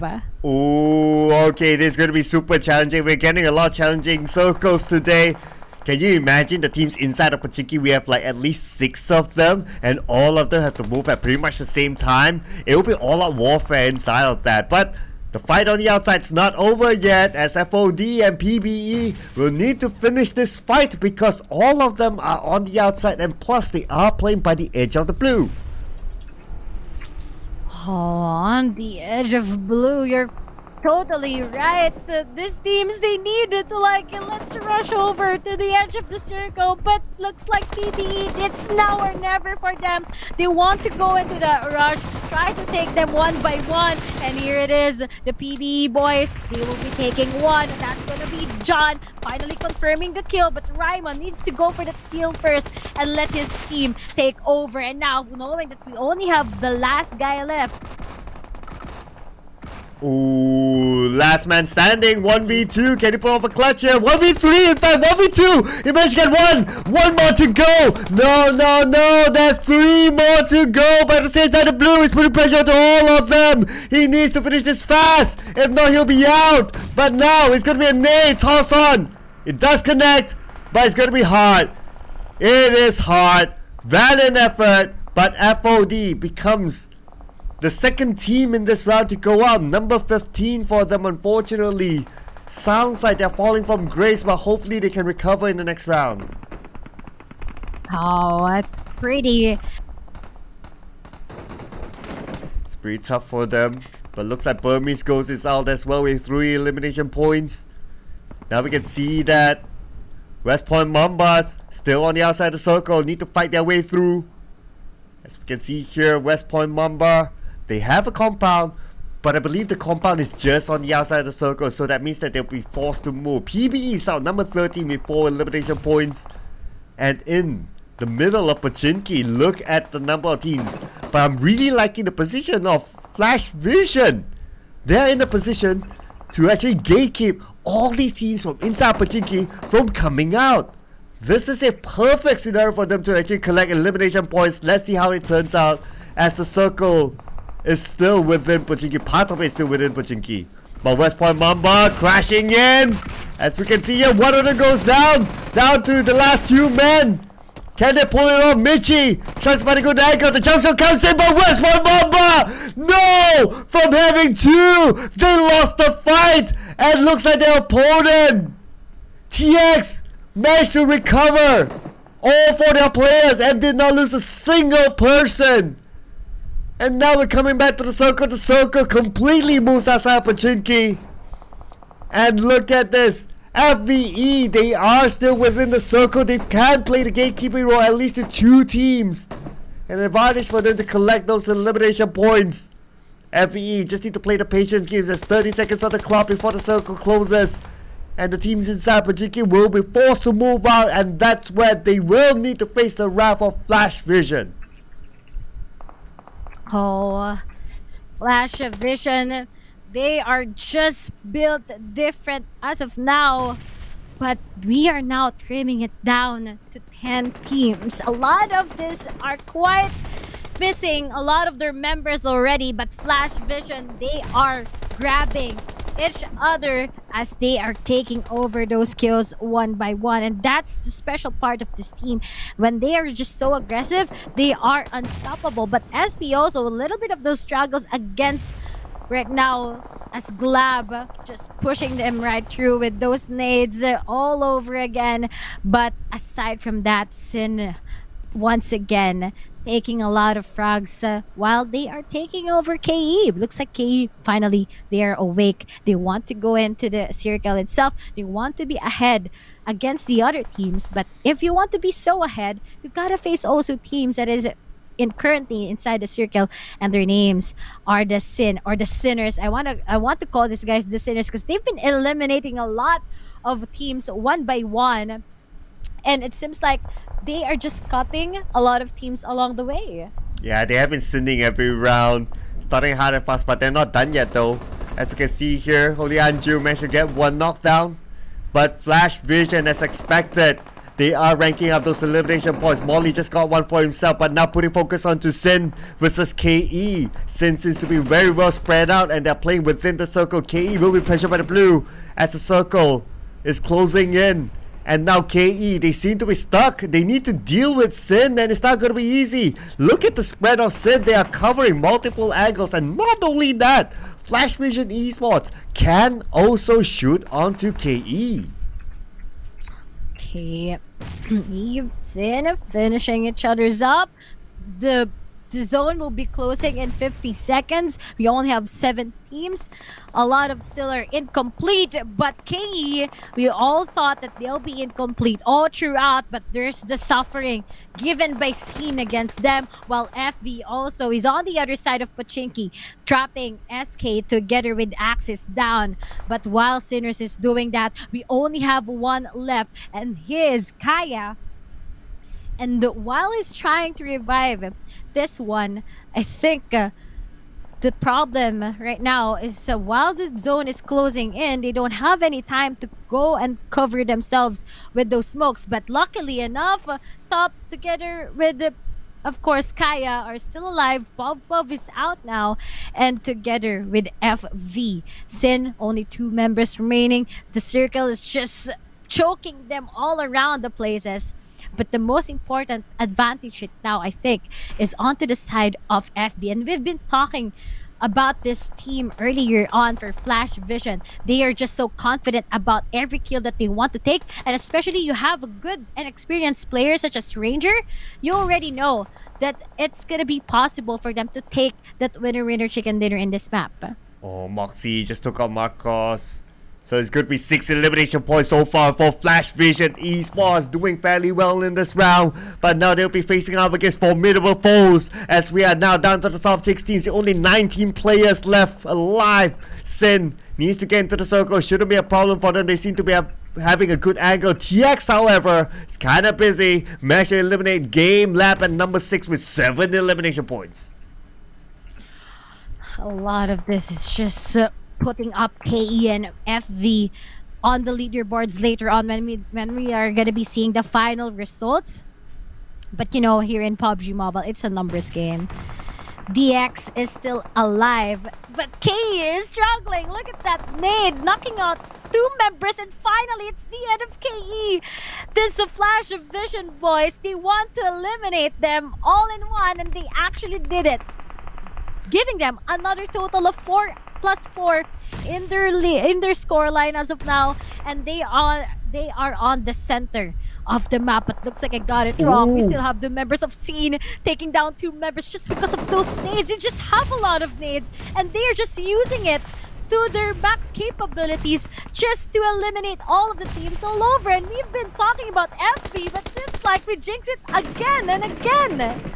Well, looks like it's going to be the Casters Kiss again and again, but then again, Sin is the one that took them out. So, not really a Casters Kiss, that's just saying. But nevertheless, Sin now has 3 players, but they need to deal with TX that still have a full squad. However, TX was on the other side, so that's the least of their worries. They need to deal with SKAG first, but SKAG seems to be struggling with only 1 active player left. 1 more needs to be picked up, and Sin might dominate this area. But they need to be prepared for their next opponent that has a full squad. However, Sin seems to be fairly comfortable in the circle.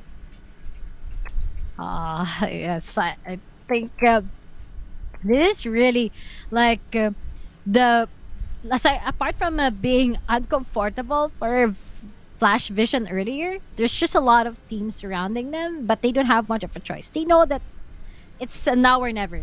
They put themselves right in front of other teams. It's just gonna be like a 50-50. They lose, they lose. They win, they win. But the most important thing that they did earlier is just take a lot of kills. But Sin, they are still alive. And if you take a look at it, they also have the play zone. They also have the utilities, because they'll be able to get the loots coming in from Flash Vision, leaving them at an advantage. But we gotta consider that the guys from DX is still complete.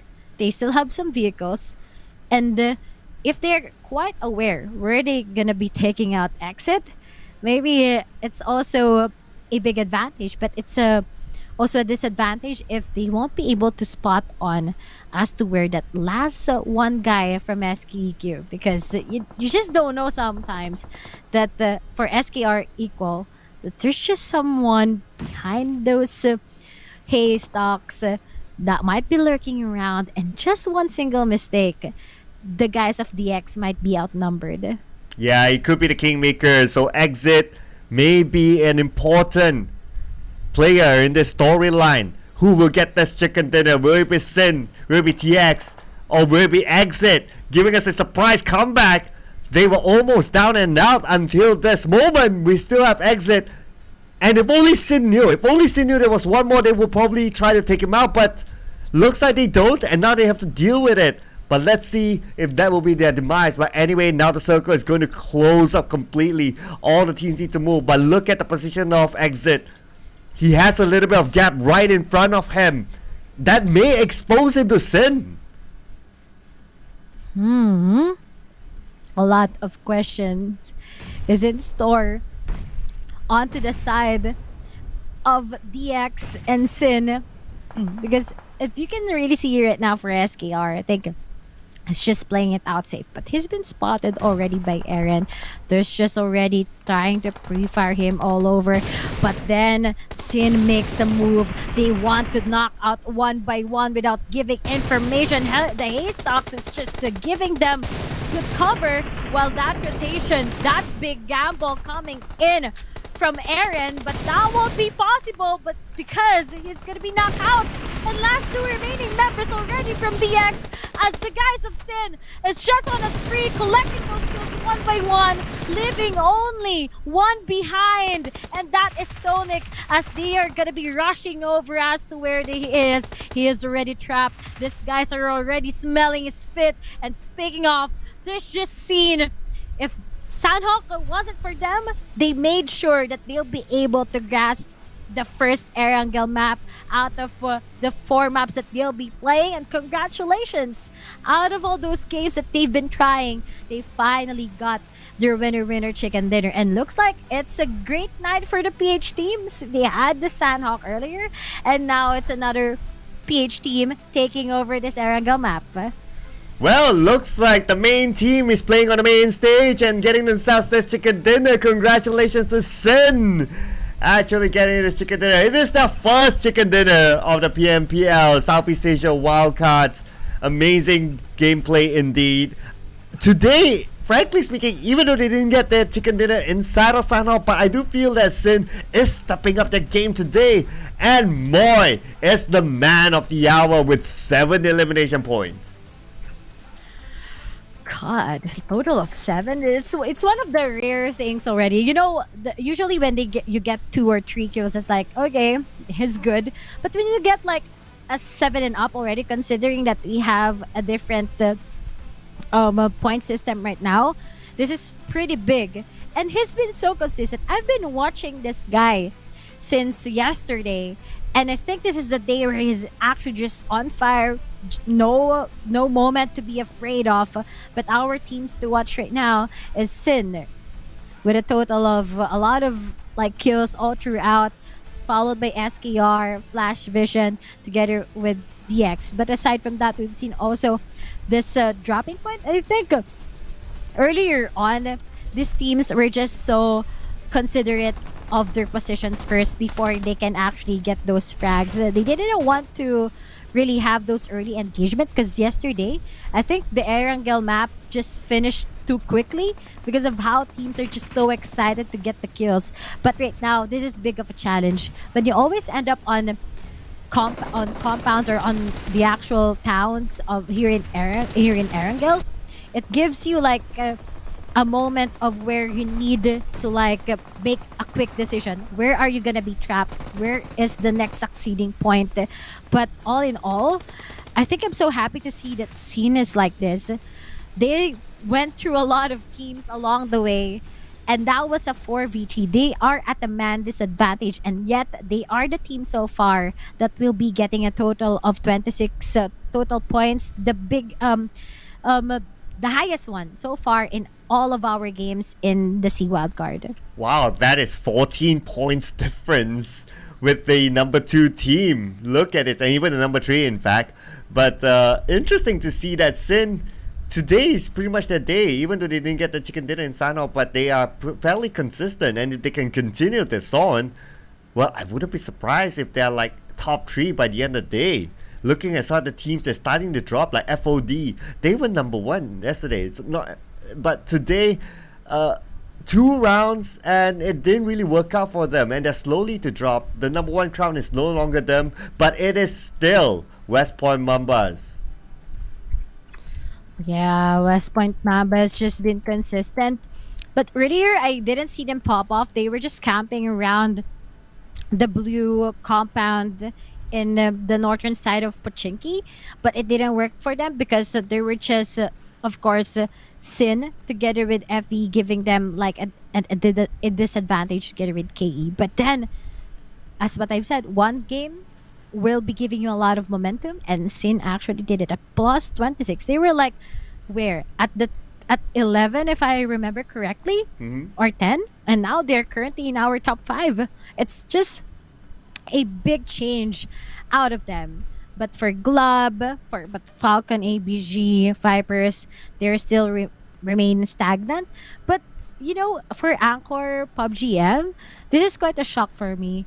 I want them to really stand out because in the Cambodian scene, they are just some active team that has been winning a lot. And considering that they won a winner chicken dinner on the previous days that we had here, it seems like they are just struggling all over. And this is so what happens when you get a lot of new re-rosters again and again, and they are currently lost rather on what they want to do. This is the effect of it, and hopefully on the next map itself, APG will be like doing what we are like expected when it comes to outcome. But all in all, I think this Erangel map was just so crazy. There's just a lot of team fights. Yeah, it's a lot. I think today teams are just pumped up as compared to the previous days. And I do agree with APG as well. They are a staple name within the Southeast Asia scene, so I do hope that they'll be able to pick themselves back up and do well in the next round. But here's a recap in case you just joined us, ladies and gentlemen. So we have Vipers and Sin, but before that, we are going to head in on to a break soon. See you guys.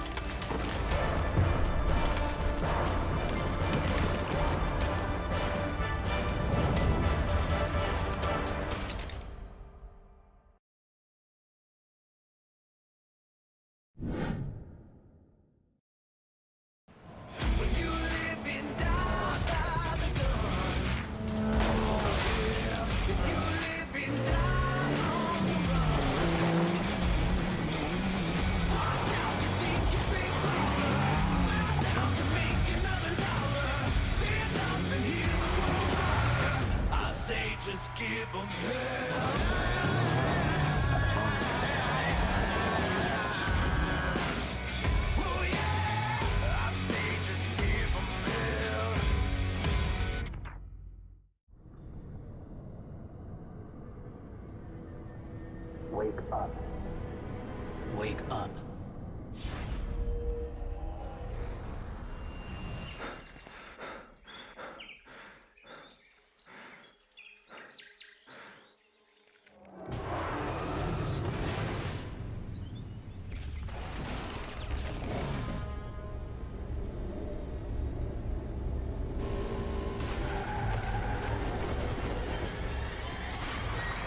You are stuck here.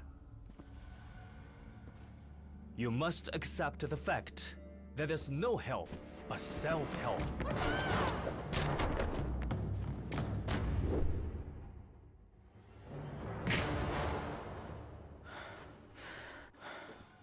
Come on, fight back.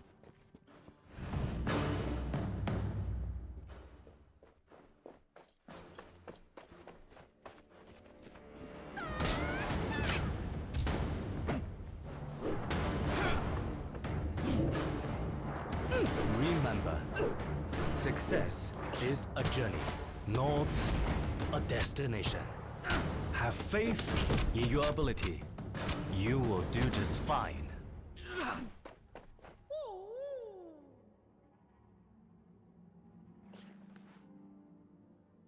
Now, take them all!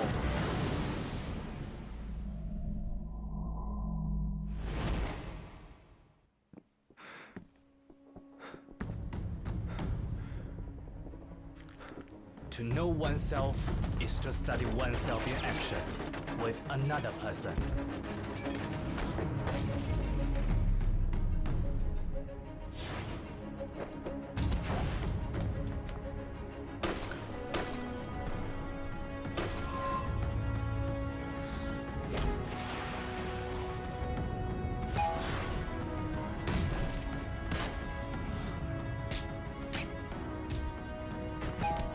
Always be yourself.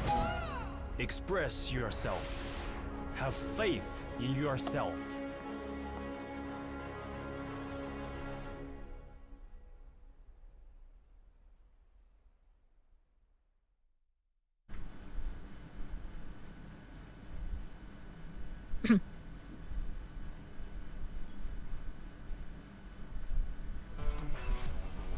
Well, Hello. welcome back, ladies and gentlemen. Okay. Welcome back, ladies and gentlemen, to the PUBG Mobile Professional League Wildcard.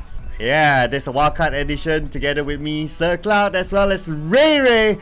So, Ray Ray, how are you feeling about next round? Oh, I guess I am just gonna be expecting the unexpected, because that's what exactly happened on our previous two maps. And here in our second Erangel, I think it might be different once again, because these teams, all of them are like explosive already. Because on the first few days, you can really see those struggles, the adjustments, but I'm finally seeing how comfortable they are in going up against each other on the third day itself. So there might be a little bit of that progress. We can already see that manifesting. But how about you, Sir Cloud? What are just the surprises for you here in our PUBG Mobile SEA Wildcard? Well, overall, I'm liking to see the bottom teams actually stepping it up. So it's going to be exciting as we go through the games this today. But before that, I would like to introduce again to all of you that the new Power 4 series, Neon Assassin's Power, is available now. So don't forget to get them. Do check out inside the game, log into the game, and you will see them. If you haven't seen them, well, where have you been? Maybe you haven't been logging in, but this is a good reason for you to check in onto the game for this new skins. Yes, imagine you have that Silver Guru set. You have a lot of new in-game items here in PUBG Mobile. So guys, make sure to check it out.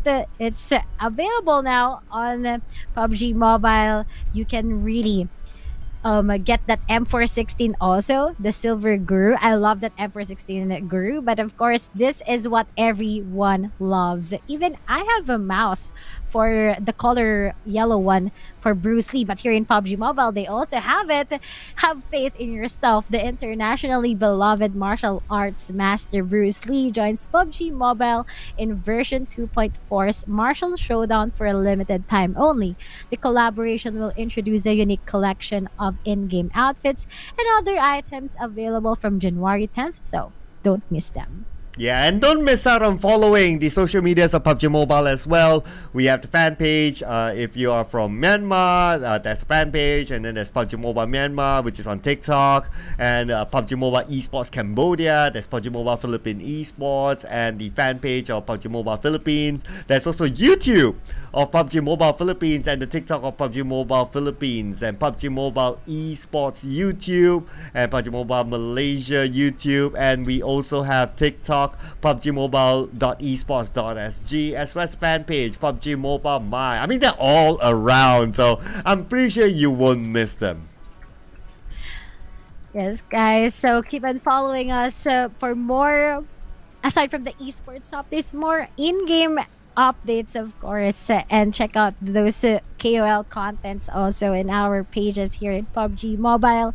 And I've been looking at those memes, especially in PUBG Mobile Philippines Esports. It's been funny. I love how interactive PUBG Mobile community is when it comes to their pages, guys. And in TikTok also, they have a lot of good highlights. So make sure to follow us there. And to our YouTube viewers, so make sure to subscribe also. Now, in our Erangel performers, we are seeing them. We have Yangon Galacticos, SKR, KE together with Glab. These teams are just getting those good points all over in Erangel. We've been seeing consistency, but so far I think KE is the only team here who popped off earlier together with SKR in our Erangel. But YG, they were good on the previous Erangel maps, especially yesterday. That's why they are one of the teams that you should look out for. They are the current top 1. But in our Erangel first Erangel map earlier, I think they had the top 16. It wasn't workable for them. It was too early for them to be in the actual Pachinki town. But so far, Vipers got the first chicken dinner, followed by Sin. Who's gonna be the third one getting the Erangel? Will it be on the same PH region or will it be a different region this time? Yeah, who will it be? But yeah, it's gonna be interesting. A, C, D, and E will be the ones playing in the next round, so that means Group B will be taking a break. But anyway, who do you think is going to be our predictions? Ray, we're going to pop it up right now. So here it is, Ray. Wow, picking powerhouses.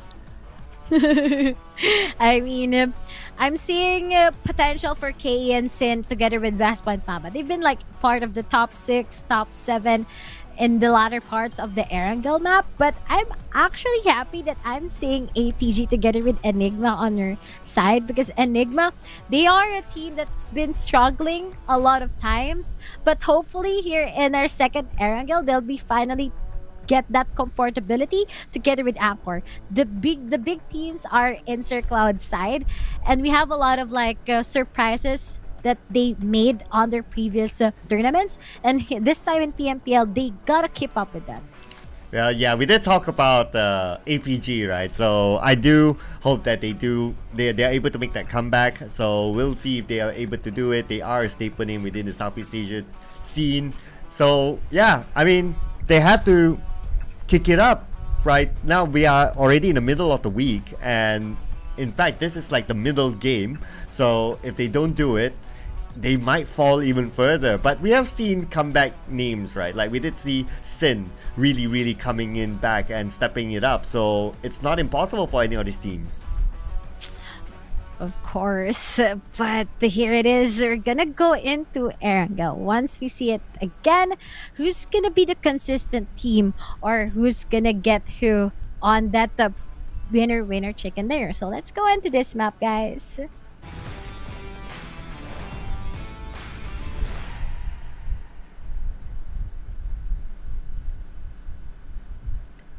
Alright, Erangel, we are back in the classic map. This is match number 3 for day number 3 of week 1. So, of course, a switch of a group. There will be a group that will be staying out of this round, and it's going to be Group B. So Group B is staying back, whereas we will be seeing Group C coming back into the fray. So Group C consists of Enigma, H2O All-Stars, Genesis Esports, as well as APG Esports.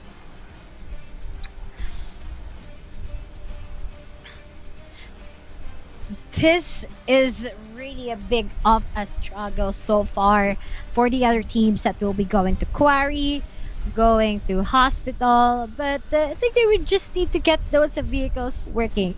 This is a flight path yesterday that surrounded around Sosnovka Island, but the very next thing that we gotta see here is how will Glab finally get that winner chicken dinner. We've seen them earlier on with those team fights, but it didn't work for them.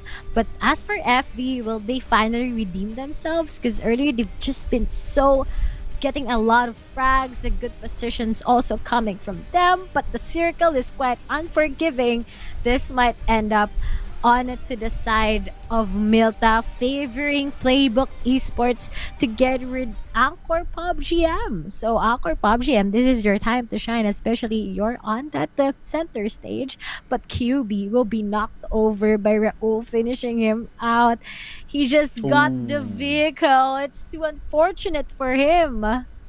I mean, that's the thing about if the flight path is kind of skewed towards one side. It's not really skewed towards one side, but it's not that balanced as well. So things like that tend to happen. And yeah, it is just part of the game, right? So unfortunately, that had to happen for Enigma. I know, Caster's Curse, everyone must be thinking about that. But good for Flash Vision Esports. I mean, they've been on the roll, and they're starting off this round really well with that 1 point. Oh yeah, like that's already big, but Enigma? Oh, that's too unfortunate that their captain QB has already been eliminated. But as for the other teams, they're just quite disciplined, quite quiet. But the circle itself, it's around Milta, and I think that's quite of a struggle, especially on those teams residing around Sosnovka Island. We can really definitely see how they want to go into those bridge camps. But you can see right now, Sin, this is a power of those teams who are residing in Yasnaya. You get a lot of loots around the area. The area is so big. Also, you don't have any teams who's gonna go up with you. But as for YG, look at this. They don't have any vehicles left for them, so they have no chance when they go into. But we have an early fight between Falcon together with GE. Oh, GE starting out this hard as well. So now Falcon struggling in this round with only 3 players, but can they make a comeback? This will be the question. Of course, 3v4 is not impossible for them to pull off a clutch here. But GE have been surrounded. They have 2 players on the high ground. They have 2 players on ground. So disadvantage, of course, to Falcon. And one of the players, Master, is starting to move in. Oh, this is so good to see. Just some early fights. But Falcon, yesterday, they were pretty good.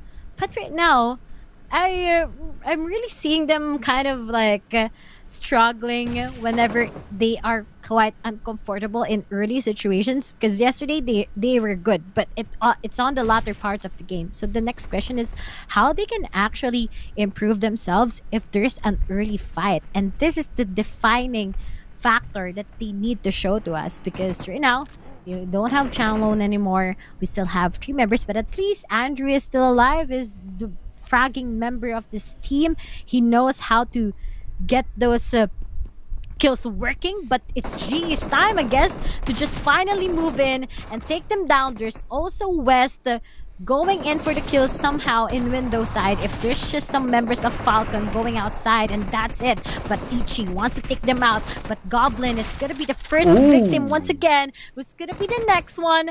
And as they try to do that, Falcon, they are struggling all throughout in this fight.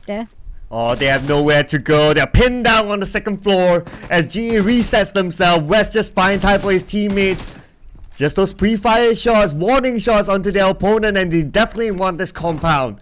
But they're not done yet though. They still have 2 from Falcon that they need to deal with. But now the situation turned from 3v4 to a 2v4 situation. And the 2 players of Falcon left have nowhere to go. And they're starting to come up. The spray's coming in. The DBS in hand. But the DBS will not be able to save them. But managed to get 1. But there's more for them to deal with. Andrew might be the one to save them. But they're not out of it just yet. Yep, but they are not finished yet. But these guys from G, they just keep on resetting. But are there enough heals for the last 2 members of Falcon? Because there's the nade. West is now cooking it. The Falcon boys are just like, we need to get out. We need to be safe as much as possible. But while that is happening, the guys of G is just very patient. We don't need to just rush it over. We are 4-man. We can just trap Falcon all throughout, buy times for ourselves. Let Smile do his work while the Falcon guys are just struggling. They are outnumbered. There's just 4 dogs sniffing around them, and that's really hard to get out of. Yeah, the only thing stopping GE from going straight up to the second floor is the DBS. If they didn't hear that DBS, or if their opponent does have DBS, they would just rush up. But because of the DBS, we know the devastation power that DBS can bring. That one weapon could take out 3 back-to-back easily. So that's why they're holding their fort right now at the ground floor. But now we move to APG. But before that, action's continuing between these two teams, but swapping back to APG seems to be struggling. 2 of their players currently down. 3 in fact. Oh, APG, we all thought it might be favoring them, but H2O, they are here to finally save them. But hey, Nadu is finally saving them. Is this a big clutch coming from him? He still gets it once again, living only a 1v1. Who's gonna be it? Will he survive? Because there's the answer. SFK, much better. Wait, what? There's another team actually coming in as third party. So it's gonna be Burmese goals. Burmese goals won some of those points. And now they're starting off with the name for the ground floor onto the second floor, but the name will not connect. At the same time, we can see that Kid actually got a grenade elimination. But that was before. Now Burmese goals will be the thorn for H2O. H2O, nowhere to go. Now they're currently surrounded by Burmese goals. Their only way is going to be up. That's going to be the top floor. But they're pinned down by their opponent. Oh, well, it's just a third parties to third parties after all. While H2O is quite happy with the result on what they did there. BG, they don't have remorse for that, and I'm happy to see that BG is like this. They're like struggling at the 15th place, so they need to really get a lot of kills, start it good, because we only have a few days remaining. I mean, we still have on the next week, right? But at least this can be a game changer for them to actually take those kills, to actually somehow climb up the leaderboards, because they are so far the ones that became the champions on their previous PMNC. But then we're gonna move over to Yangon Galacticos. They're still outside the play zone. They went for a late one, so this might be icky for them, since they are still far from the circle. There's just teams that might be taking them out along the way. But as for the X, they're just sitting pretty chill. But this might be a Milta war for all of the teams.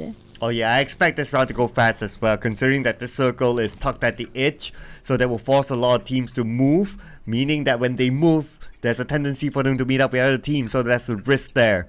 But that's also good for us as viewers, of course. That means we can expect a lot of action. I mean, the 2 rounds that we've seen today has been a lot of action, and it's been fast. But speaking about action, Axis loses Amir to Monboy. Ooh, there's just some movement around them, but PBE spots them.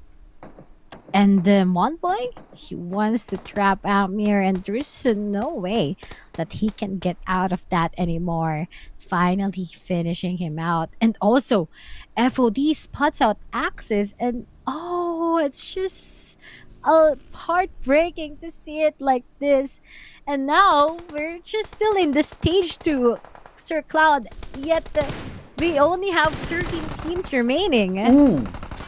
Wait, what? Sin! Oh, they managed to survive. Good thing. Young Ugaticos almost got another one, but unfortunately for Sin, they're tanking out the blue together with Young Ugaticos. The rest of Young Ugaticos still in the same area. And now Sin seems to be struggling. 2 of the players currently down. Young Ugaticos pinning them back. And we're going towards the 3rd phase of the circle, and definitely the damage will go up. That is the risk that these 2 teams are taking, rotating late into the circle. Oh, they are just rotating, and they're just getting those exact positionings that they need to get. But then Cute Loki, he wants to finish Sin all over, and I think that's just it.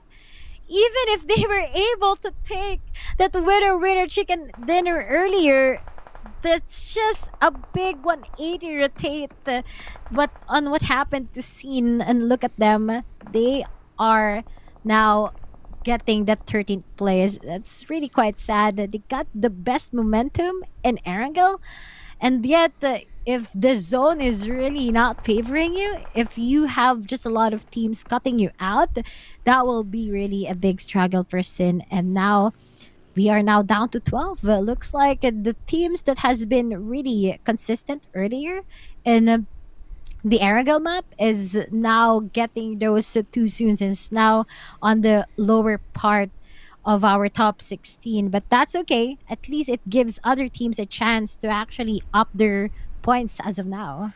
Ray, we're still fairly early into the game and we already got like, what, 4 teams eliminated? What's happening today? Everyone's just going trigger happy.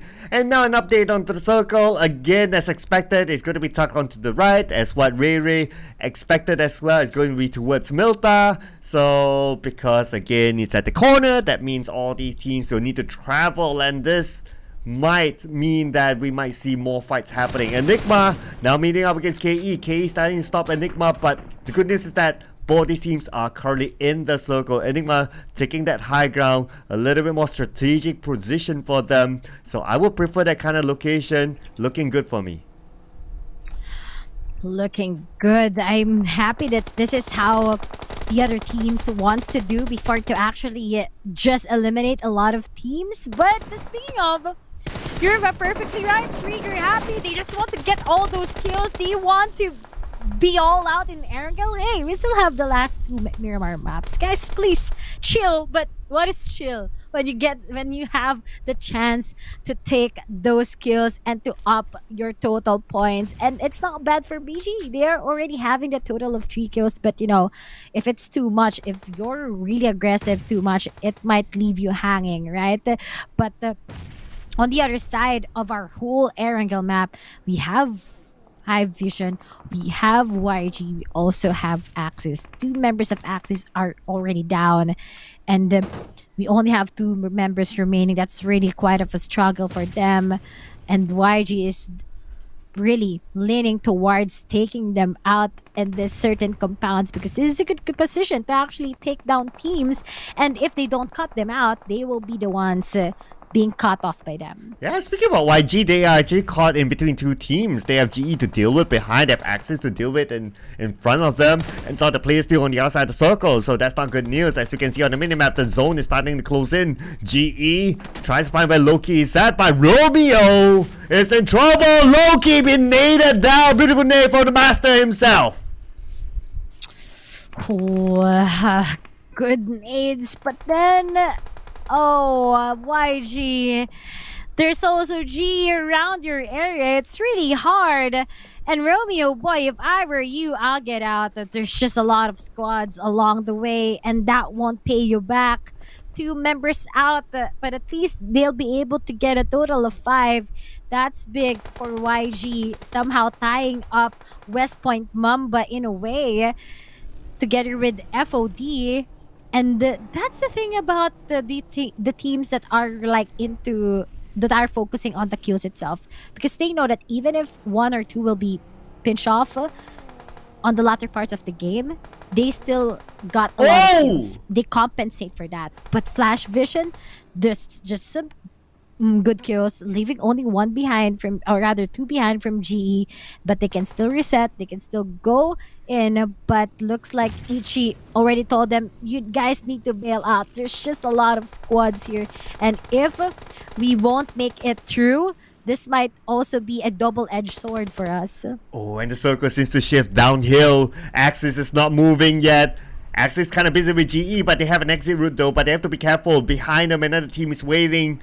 And that's going to be Flash Vision Esports, a team that seems to like to play the gatekeeping role. Earlier in the previous Erangel map, they did exactly the same, just on the outside of Pachinki. But now they're going to do this to Axis. Let's see which route will Axis choose. At the same time, we can see that TX gets an elimination point for themselves. But speaking about Burmese goals, they are out at number 12 with 3 elimination points. What is up with them right now? We only have 11 teams. We are still on stage 4. Imagine. This is too far already. I mean, we're kind of expecting that based on what they played on the previous Erangel, they're really passive. They focus on getting good positionings first on those good compounds, good buildings that they can surround themselves with. But here in the next Erangel, they were just like, we're gonna go all out. We need to get those kills as much as possible. We don't want to play discipline. We want to play aggressive. And that's fine. But, sometimes it's too much. And that's what exactly happened to a lot of teams like H2O earlier on, together with APG. Too much excitement will always lead to bad things. And right now, look at this. There are at least 5 squads that might eliminate each other anytime. And speaking of spooky, right from the far east, they will be able to take down one member from YG, but at least they still have cover.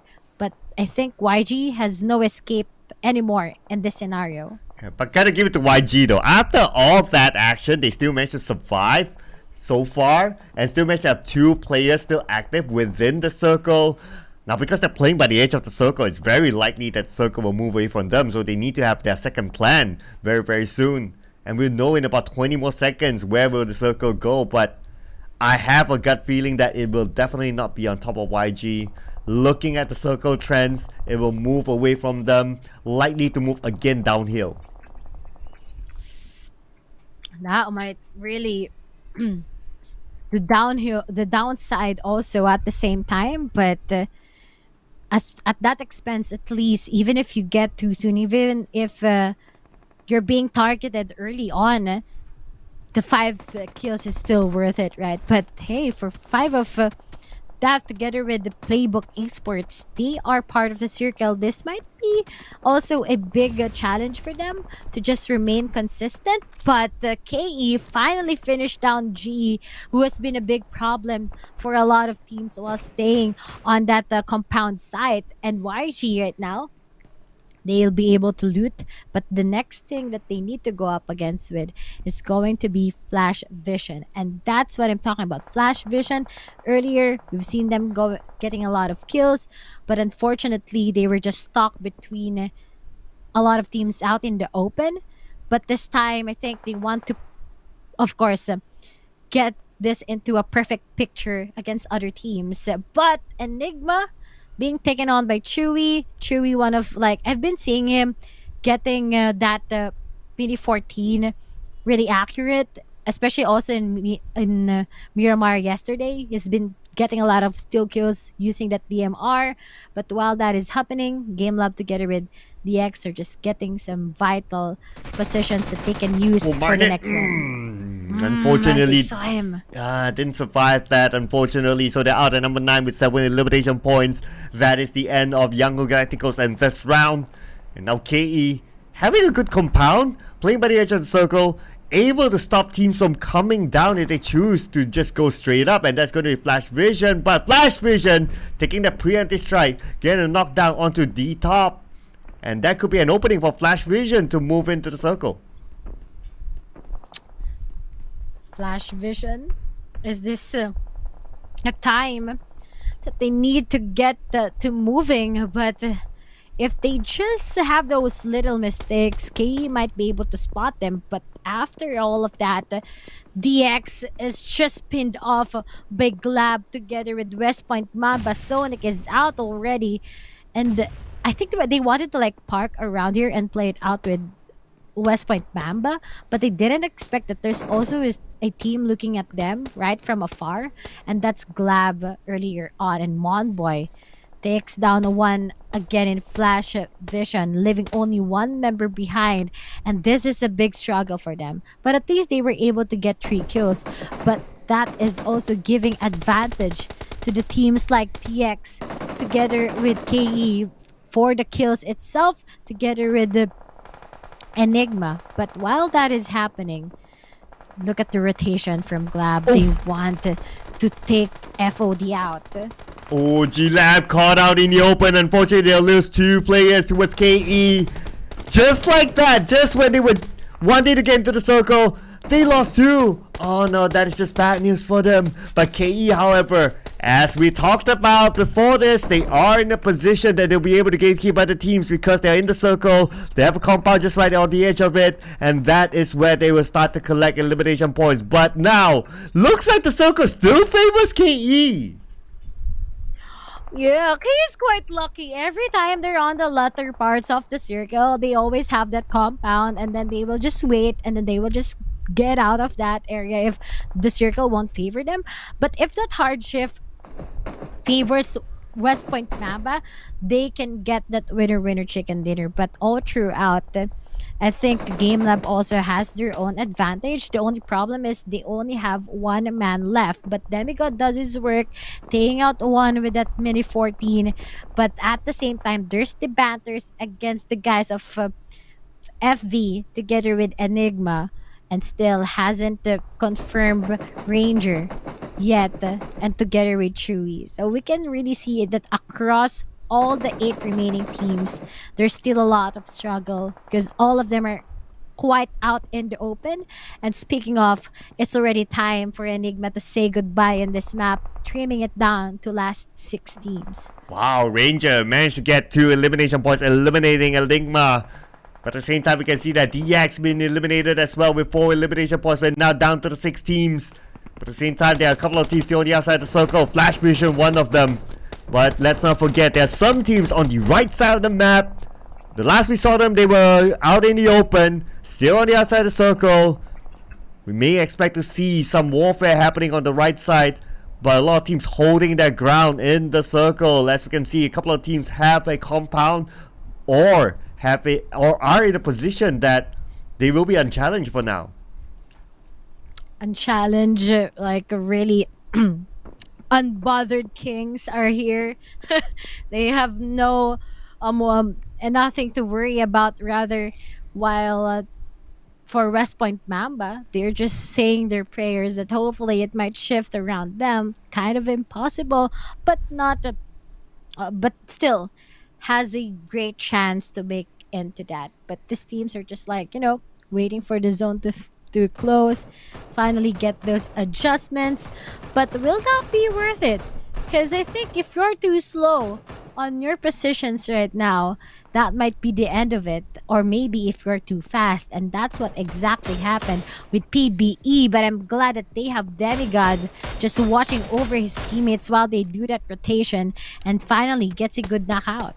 Ooh, look at this. Okay, so the team's already into the circle, but I believe there's still one player on the outside, and that's just next to West Point Mamba. West Point Mamba in a good, secure position for now. They have a compound of their own. But looking on the outside, they know the position of a couple of these other teams. They're just waiting for the right moment. Now that all the teams are in the circle, we might be waiting for the next circle before anything else happens, or any big moves happens at least. But there are some teams having the high ground advantage. They do have a vantage point. They can see movements from other teams from the top of this hill, especially for Flash Vision Esports. But Flash Vision Esports praying that the circle still favors them, because if they are forced to go down, it'll be tough. And looks like they will need to go down. Aside from needing to go down, they're out in the open. Is it going to be a safe space for them? There's a lot of doubt. But KE, they have vehicles, but they need to watch out for newbie just in case they might be getting on. But speaking of, at the top wants to finish him out, eliminating newbie, trimming it down to last 5 teams that we have. And at least for Game Lab, they'll be able to get some great frags. But we still have 5 teams remaining. KE together with 5 of Danger are still complete, and that's what West Point Mamba together with Playbook Esports needs to consider. But in all aspects, the zone still is gonna be favoring West Point Mamba together with KE, but they need to watch out for each other, because who's gonna get who will be taking over this good positioning that they have. And while they are hiding, WPM or West Point Mamba is surely taking over those kills one by one. But Grand Kid, there's no way for him to get out. There's also the bomb coming in from FOD, and we only have Demigod together with Raimon to still stay alive. Ooh, FOD, they're in a perfect position. Look at this, still with the compound, and they can stop Flash Vision from coming onto the other side. Flash Vision forced to move thanks to the blue, but at the same time they need to cross the road, and that's going to be a nightmare for the team. But now we're down to the top 4 teams. 5 elimination points for FOD. FOD can rank in more points because Flash Vision is not over the line just yet. Flash of Vision, they are still kicking in with 1 man left. But the 5 of Death, they are on their way. Also together with KE to eliminate West Point Mambas. They want to take this over with a lot of frag grenade along the way as they want to trap them. Looks like Migs is taking over. He's watching for the flank, leaving only 1 behind. Gotta check all over the whole space, the whole area, and yet KE didn't do that, and West Point Mamba still get that advantage against them just because of Migs watching over them. Oh, this is the moment. Look at this. We're going to get the top 2 teams actually going up against each other. Who will claim that number 1 spot after this round? FOD, however, they're still with the compound. They're still with the full squad going up against West Point Mamba with 3 players. In 3v4, we're talking about the next circle. Still favor both of them. Both of these teams don't really need to move. But West Point Mamba, because they're out in the open, they need to plan. They need to plan. They need to be snappy. They both are in the safe zone. But the next question is, knowing that West Point Mamba is currently undermanned, how can they eliminate FOD, who's currently in a compound, who has security when it comes to the vehicles that they can take as a cover, who has that certain household that they can watch over West Point Mamba. This is a struggle, but this is also a big chance of West Point Mamba to actually redeem themselves. Ooh, West Point Mamba, look at this. They have to be careful. FOD, they're coming out of their compound. They want to make that active, preemptive strike against West Point Mamba. They know that they have the numbers at this point. Now they're trying to get information on exactly where West Point Mamba is at. They're spread out 2-1 at this moment, with Mig currently playing the support role at the back. But they need to buy time for themselves. 5 more seconds on the clock, and then we'll know the next circle. How will it be? But hang on a second. This next circle does not exist. It will close completely because it's a final circle. That also means that which team is playing closest by the blue will receive its wrath earliest. Still, they're just bantering against each other. The zone still keeps them both intact, but someone from FOD needs to step up rather, because if they get 1 kill from West Point Mamba, it's gonna be a miracle already. That can be a big chance, but West Point, they still have that reach to take on some covers, rather, while FOD, they're being pushed out already in the open. They need to use those vehicles. They also have that certain tree. They also have that tower that they can hide from. But the West Point Mamba is also just giving them so much hardship so that they can enter the wall of defense that West Point Mamba has. Ooh, West Point Mamba 3v4. The odds doesn't favor them. At the same time, we can see the FOD split up 2-2. They cover multiple angles at this point. How is West Point Mamba going to get out of this? They are pushing West Point Mamba back. West Point Mamba, earlier on, they had an opening 1-2. But now, because they've been pinned down by their opponent, they're being pushed back, they're being forced back. And that also means that the blue will put pressure onto them. West Point Mamba is closing in. West Point Mamba opens up with a nade. This is a good chance. One is knocked out. FOD is currently delayed, but at the same time, they also have answers with those grenades. That might be popping them off one by one, and they need to wait for it. But they have 1 minute to make a make or break decision. As looking at this, Migs is just healing himself, but Michi gets the opening. Shadows out 1. All of the members of FOD is going 1 by 1, leaving to Michi together with Amos, but Amos is out. And look at that, I think this might be it for West Point Mamba. Scoots takes them out. And this is gonna be a win from the guys of 5 of Death. At last, this guys ended it really good yesterday on Myanmar and still getting again their second winner chicken dinner on our third day here in Erangel instead. Very, very dangerous. 5 of danger. Netting this chicken dinner. It could be possible that they could be back on top after this, but we'll need to tabulate the scores first.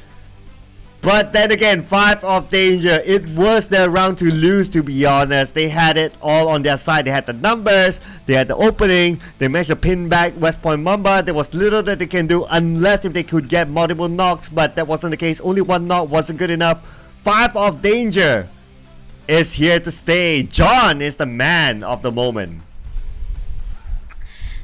Sean with a total of 4. I think he's really getting those knockouts real good with the 542 damage. He did that with the first guy from West Point Mamba and finally succeeding with the help of his teammates. But we've seen him really good on their own local scene, where he's just really one of the best fraggers out in their own region. But our teams to watch right now is 5 of danger, West Point Mamba, KE together with Flash Vision, taking on those eliminations. Surviving also is really good. And even if they are quite far from the center circle, at least you can see how it worked for them based on how they rotate and based on which team they need to go all out against. It was a beautiful play indeed by them. But this is also a very action-packed round, I must say. We started off with Falcon trying to win that compound fight, but then the numbers weren't favoring them. That's number one. Yes, they did have the DBS, a very good weapon when it comes to close quarters combat, but the numbers were just too great against them. Burmese goals as well. They stepped up their game in this round, played the third party role, but that was pretty much their main highlight. Other than that, it was a struggle for them. Yeah, I mean, at least for also on the other side for YG, at least they have 5 kills. That's pretty important. But here, it was really intense. A lot of teams, they want to get this certain compound that FOD has that they are just protecting. But the FOD still, they were standing tall and great. The West Point Mamba on the other side, they have the chance. But I think if they are complete, if they're not outnumbered by FOD, it could have been different. And if they only have those smokes, those utilities. But right now, our match rankings, there's FOD getting a total of 20 points, followed by WPM. Usually, based on what I can observe on SEA Wildcard, is that the top 1 is really far from the top 2 or from the rest of the teams. It's really different. When you get the chicken dinner, it means that you also got a lot of kills. And this is a big difference so far from what I've been observing for the teams. And you can only see the same names of the teams that are consistent and getting the chicken dinners at the same time. Hopefully, we'll see more out of those names. But just because of those week 1, FOD right now is the first team that will be getting the 3-digit points, a total of 100, followed by West Point Mamba at 95, followed by K at 90, still consistent, and Yangon Galacticus is at 82, and FD is at 78. The rest are just pretty near with each other, but I really do think that this is a great start already for 5 of danger. But on the other side, our 11 to 20, we can still see Glab keeping up together with Falcon. But even if APG, Falcon, and Vipers, so they were able to get that winner chicken dinner, it wasn't successful already to them on the previous 2 maps. Yeah, it's all about consistency, right? You can get that 1 chicken dinner. And let's not forget as well, the new point system, chicken dinners have lesser points, so only 10 points. So that is the thing about getting chicken dinners this time around. Like, it's not only about the chicken dinners, it's you have to be even more consistent than previous seasons or previous points system. So it's going to be more challenging for these teams to keep up to the level of consistency that they should. Yep, we have a lot of expectations, and they really need to adjust on the current one, because this is just the first few stages that they need to step in going into the bigger league. But right now, we are done with the 2 Erangel maps. We are finally on the latter parts of today's set of matches, and we are now here in Myanmar. The teams that we should look out for is West Point Mamba, 5 of Danger, OJess, together with Sin. Interestingly, again, it's going to be West Point Mamba and 5 of Danger, our top 2 teams, not only from the previous round, but for the overall charts as well. So it's going to be interesting to see who can keep up with each other. And not to forget as well, 5 of Danger, they're the first team to break the 3-digit mark in terms of points collected. So let's see if they can collect more points in this round and keep their throne. If not, it will be taken over by West Point Mamba, another team. But anyway, match number 4, we're going to switch it up a little bit. It's going to be Myanmar, A, B, C, and D. It's going to be the group that will be playing in the next round. Group E is going to take a step back. That also means 5 of Danger is actually taking a chill pill. But they happen to be the same group as West Point Mamba. So I guess no competition for the both of them in the next round. Yeah, there's also Sin, right? They are also a good team. So guys, make sure to follow us. We have a lot of language broadcasts here for SEA Wildcard. We have for Myanmar in PUBG Mobile Myanmar. We also have for Cambodia, PUBG Mobile Esports Cambodia. And of course, we have the Filipino broadcast in PUBG Mobile Philippines Esports, and right now here in the English broadcast under PUBG Mobile Esports. Make sure to follow us on our TikTok channels. We have PUBG Mobile Myanmar, PUBG Mobile Philippines for more esports and in-game updates. We are starting in Myanmar already. I'm so excited because if Erangel was a little bit of that surprise, I think here in Myanmar, it's the X factor that teams has. It's a big map, a lot of capabilities, more regions that they can play with. So it's going to give him more equal chances, I guess, to go up against each other. Yeah, it is. Myanmar is such a big map. I always say that map knowledge in Myanmar is probably, arguably, the most tested, because you have more hills to play with, more terrains that to work out on, and it's such a big map, so many open areas, so you need to know like which angles are safe, which angles are not. So there's a lot more to know inside of this Myanmar map. So it will be interesting to see how these players adapt. Of course, we have seen in previous days how teams adapt, right? Like West Point Mamba, they managed to get a chicken dinner inside of Myanmar before this, so but they're not playing this round anyway.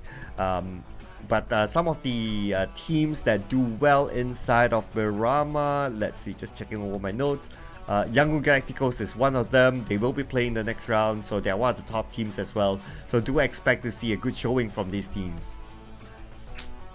Like, Myanmar is really big. So as what you've said, it's gonna be testing not only how they can actually go for their actual strats, but how can they position themselves in a way that no one's gonna be like going around them on the far areas. Because we've been seeing that for the SEA Wildcard teams, or maybe for professional teams in general here in PUBG Mobile, they are quite accurate when it comes to those long range kill steals. And yesterday, there were just a lot of that. If I remember correctly, for 5 of Danger, they were able to like grasp 4 to 5 kills just because they were kill stealing everything, because they were just on a far angle and they can oversee every team. And that also happened for Yangon Galacticos in Erangel. So we can definitely see that these teams are quite smart with that, because they are always reminded of they need to get into a good position first before they get kills. But there are also some aggressive teams like Sin, like of course the guys also from KE. They were just getting a lot of kills along the way. They don't have anything to like worry about, and maybe it might be the same here in Myanmar, but knowing that it's really big, maybe they don't want to struggle a lot about that. They will worry on the latter parts of the zone, and they really need to like focus on what they can do to get kills and at the same time get that chicken dinner.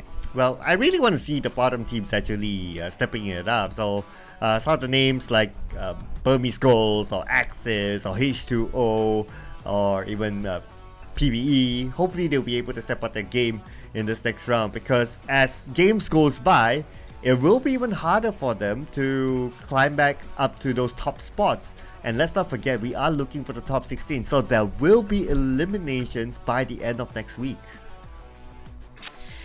Right, on Sunday we'll be able to know who's gonna be the team stealing that bonus points. It's really a challenge for a lot of teams to be consistent at the top one, because anything can happen in just a single map. You can get that too soon if you get that one big mistake, and that's the thing about here in PUBG Mobile already. You're gonna be like you're gonna like go die, or rather you get the kill. That's the thing right now, and these teams, they don't have much of an option, right? But aside from that, I am looking forward for H2O, because yesterday in Myanmar map, they really did good. They got those kills. They were quite confident. And also earlier on in Erangel, maybe that can be the chance. And together with GE, like they were really cold like ice during the first day, but yesterday they were also doing it already. They have that baby steps, and right now on the third day itself, they're really comfortable. I can really see it on how they play the style and how they are actually excited for the kills. That's really, I want to see that the hunger for the teams that are current in the bottom half, because they really need to step up. You need to be part of the top 16, and you need to get those bonus points. That's very important. Yeah, I'm worried for Falcon as well, because like what you mentioned in the previous round, they seem to be struggling when it comes to the early stages of the game. They will be sieged down by a team, and they always lose those fights. And normally they'll put themselves in the compound very early on, and when another team comes by, they always lose those fights. So it's a little bit worrying for Falcon too, and I hope they can find a way to step up their game. That's just a lot of step ups to do. We have a lot of expectations because, this is back again. They're from PMCO, and they're still the same names that you can see right now here in the SEA Wildcard. It's a different pacing versus on the bigger stages, but if this is going to be their stepping stone in actually being better and being a dark horse on the upcoming bigger leagues, then this is really exciting to see. And the same names that we've been seeing previously on the PMPL finals, we can see like APG, the guys from Orange Esports before that, they're playing on different teams now. They are the ones who are stepping up. But if there's any other team that we can see that really that is popping off, that will be West Point Mamba. This team, they just started recently, if I'm not mistaken, on the latter half of 2022, and now after seeing a lot of tries, they are finally here. Those improvement from teams in just a snap really gives them wonders. All right, so speaking about wonder, we're wondering about our predictions. So here we go. Ray, well, talk us through your predictions. Oh, I'm gonna go with Yangon Galacticos. I trust them, guys, this time. Okay, come on, let's not doubt them. But we also have OJS, of course, and Enigma. Even if they were struggling in Erangel, maybe here in Myanmar they will do better. But how about you, Sir Cloud? Well, I have a little bit of a mix here. So Burmese Goals, despite them not doing that well, but I do hope that they're able to make that comeback. So that's why they're in my list. Flash Vision, they're actually not too bad. In fact, if I compare, well, of course it's a totally different lineup that we're talking about, but if I compare with the last time we saw Flash Vision in APMPL, this is arguably the better version of that Flash Vision. So just putting it out there, and TX falls somewhere in between. So I'm looking forward to see these teams with a little mix here and there to actually perform. Let's see if that's gonna be like the same 5 vision as what you've mentioned. I'm a big fan of Ranger, to be honest. I've seen him in other games as well, and in other FPS titles. And now that he's here in PUBG Mobile, he's been switching back and forth, and now he's found his identity here. He's really exceptional. I have a lot of expectations for him, and now you can definitely see him doing wonders. But now let's gonna start here in Myanmar, and as we take off, let's see who's gonna be the first team to take the very first map for our set of Myanmar.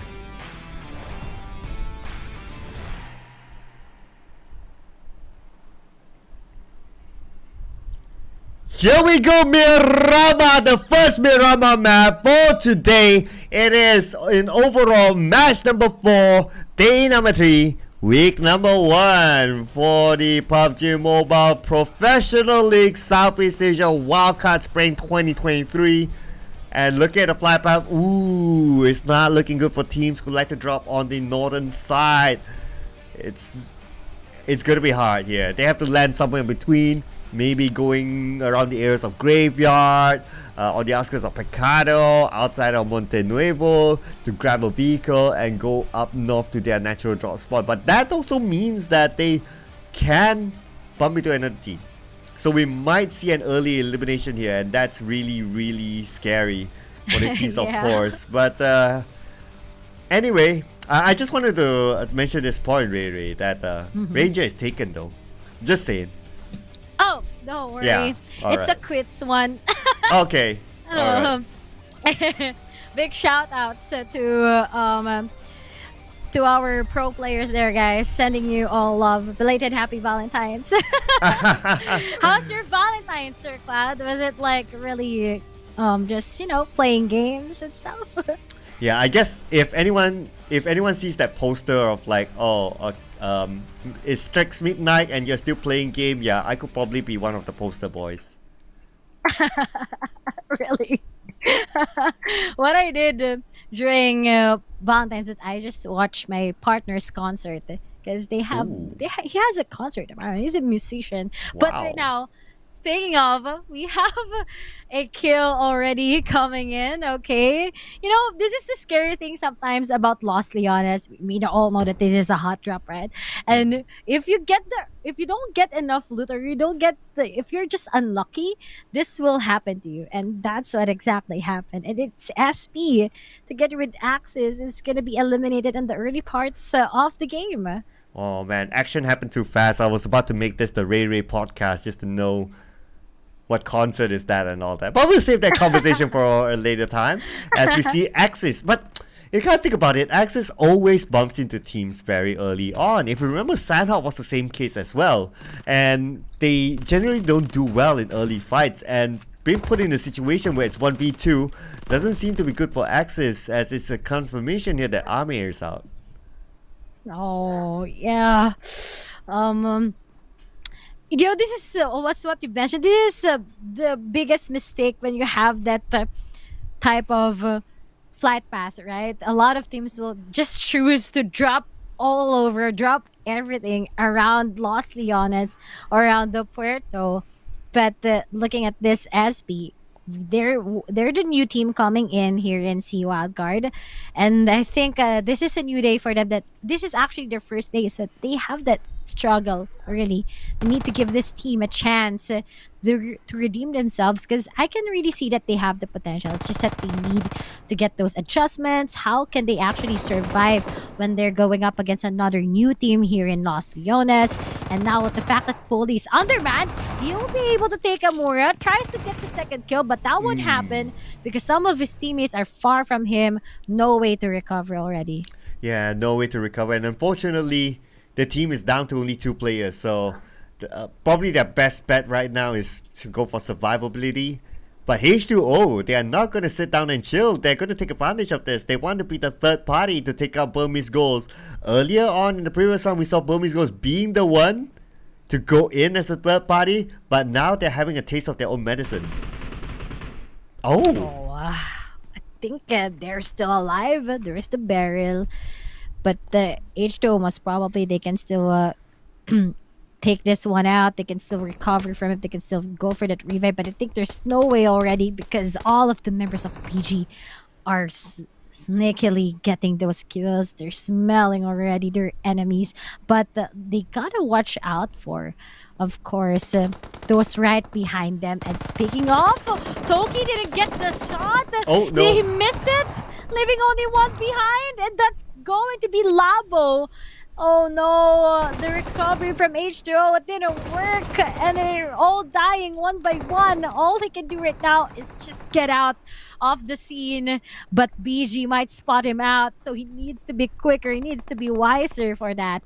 It's an unfortunate situation for Labo because he was in an angle that he's not able to support his teammates. But now we move back onto Axis. Axis, the last we saw them, they lost Ame, but now they're down to only 2 players left going up against GE, still a full squad. GE, however, needs to recover Ichi, but it's down to Nasty at the forefront together with Chichi, giving support from behind, but not too sure how much impact can Chichi bring looking at her current position, and there are walls separating these two teams, so it's going to be a bit tough for Chichi to give him backup. Here it is, but the Molly not gonna be taking out at least someone. But Axis, once again, they've always struggled on this early fights. They haven't got the sense of, like, breathe in first, check out what they can do. But hey, he's just moving all along, and we only have one left.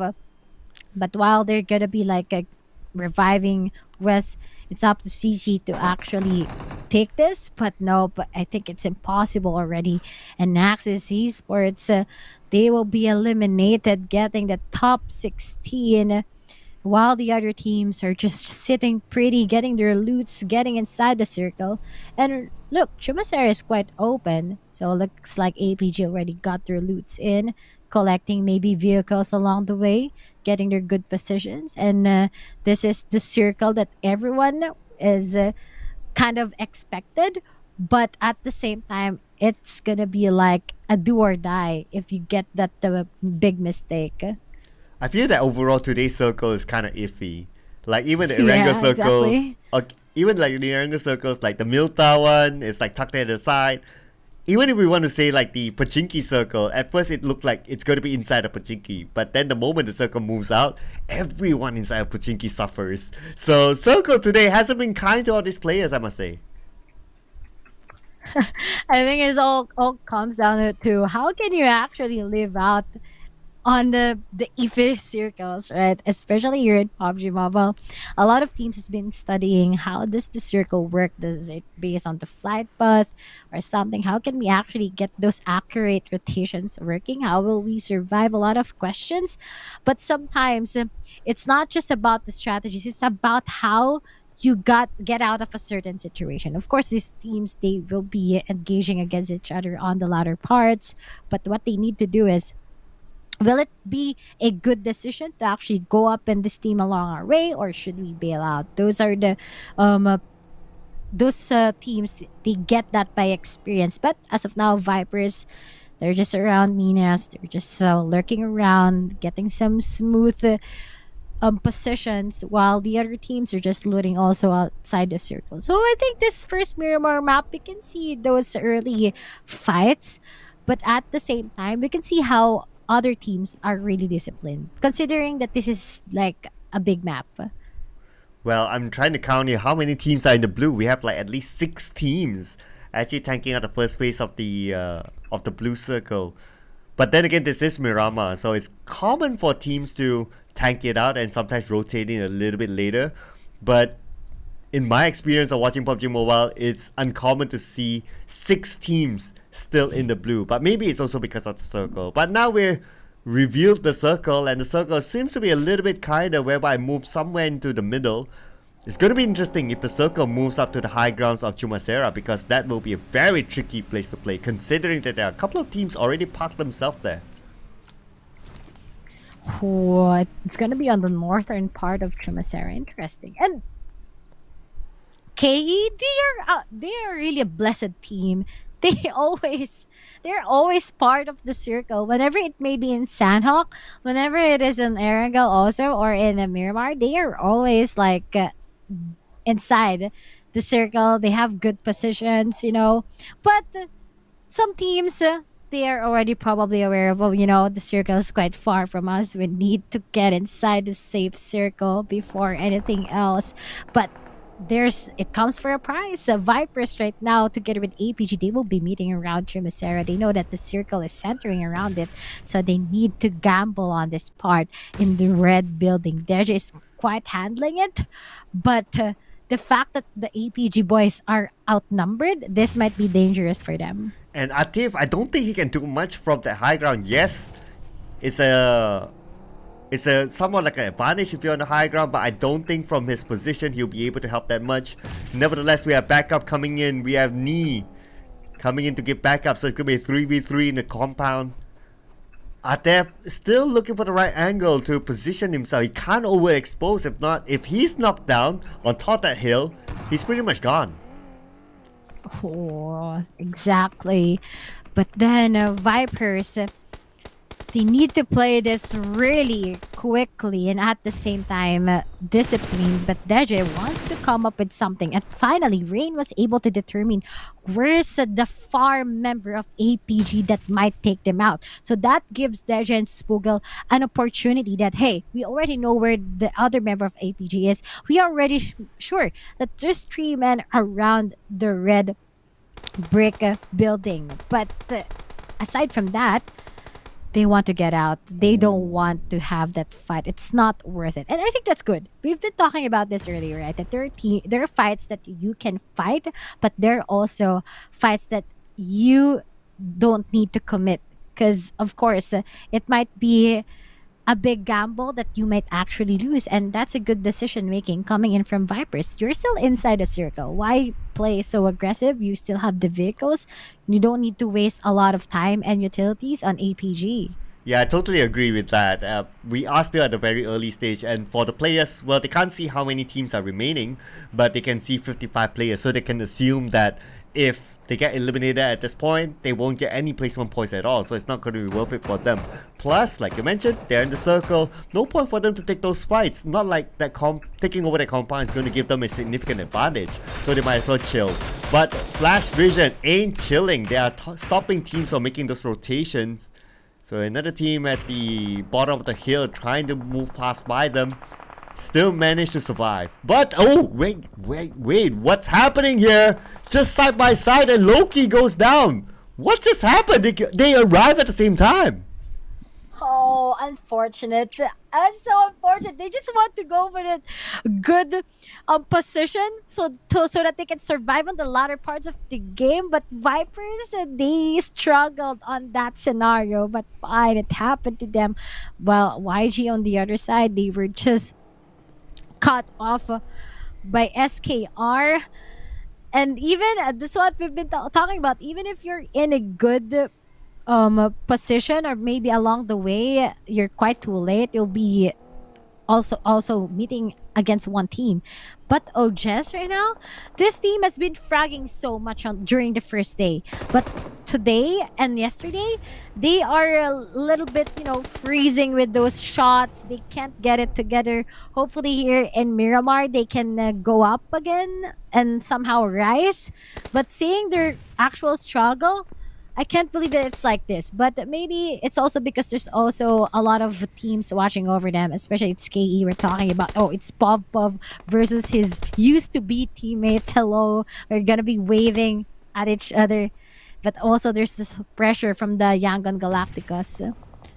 Yeah, they've been Bing chilling a bit today in terms of elimination points. But speaking about eliminations, Pop managed to get a grenade elimination, so that's going to go 1 into the stats. Yangon Galacticos on the lower ground. Right now we can see KE, they have the high ground advantage. But Yangon Galacticos, they seem to be pretty active. Another knockdown somewhere else. Romeo Boy getting onto Renzer. Wow, Ranzer is kind of beginning it, but SKR, are they prepared for this push coming in from DX? But while they're doing that, they are already outnumbered, and there's someone right behind it. But then he'll be taken out right now by Marcus. But Sonic tries to cook off that grenade together with those smokes for some covers. But what the TX wants to do right now is just to be with each other. But right from them, there's Ranger from MV. And these guys from TX, they are struggling because they are being sandwiched by these two teams. Oh, SKR is moving in, and now TX will need to fight, but can they recover in time? Molly tossing by Marcos, that could probably connect, and it will connect! One knockdown for Marcos, and one elimination point for him, and that is it for TX out at number 14. Only one elimination point in this round. Oh, it's too much for them to actually retaliate. Imagine you are between two teams. You also have Evie looking at them. That's pretty big. But the circle didn't favor Chumacera. Instead, it might be on the open areas. How can you actually position yourselves when on all corners of the current circle has a lot of teams that might be taking you off? But Ranzer from Ojes, Caps right now is gonna go down, and now finally kicking him out of the map. But surprisingly, we are already on the stage 4 of the circle. We still have 13 teams, knowing that this is a big map, but knowing that this is also an enigma-sided the corner. Ojes is just going down one by one, and Glove is just sitting pretty while a lot of teams is going up against each other. Skynin now, probably the last man standing for Ojes. Yes, he is the last man standing. He's caught between two teams. How is he going to get out of this? And another team, Enigma, is starting to get closer and closer. They don't know exactly where Skynin is at just yet. Skynin prepping out a nade. He's going to toss it out to the other side. Skynin decides not to at the last moment, but Spooky has arrived. Right in front of him is Skynin. Skynin needs to be careful because KE is behind him as well. Skynin, how will be able to survive that? You have Enigma looking for you, Spooky, together with QB, rhyming names, yet rhyming movement also coming in from them, removing all of Ojes. This is really a struggle for them. They can't stay consistent on this third day itself. Yesterday was pretty fine for them. At least they got a total of like a 65 points, but today it seems like it's not working for them all throughout. And while they're stiffing us to where Skynin, I think they don't want to push through because there's also KE that might take them out. And while that is happening, you can definitely see that this Regis are a big help here in Miramar, guys. Like it covers you, no need to waste your utilities.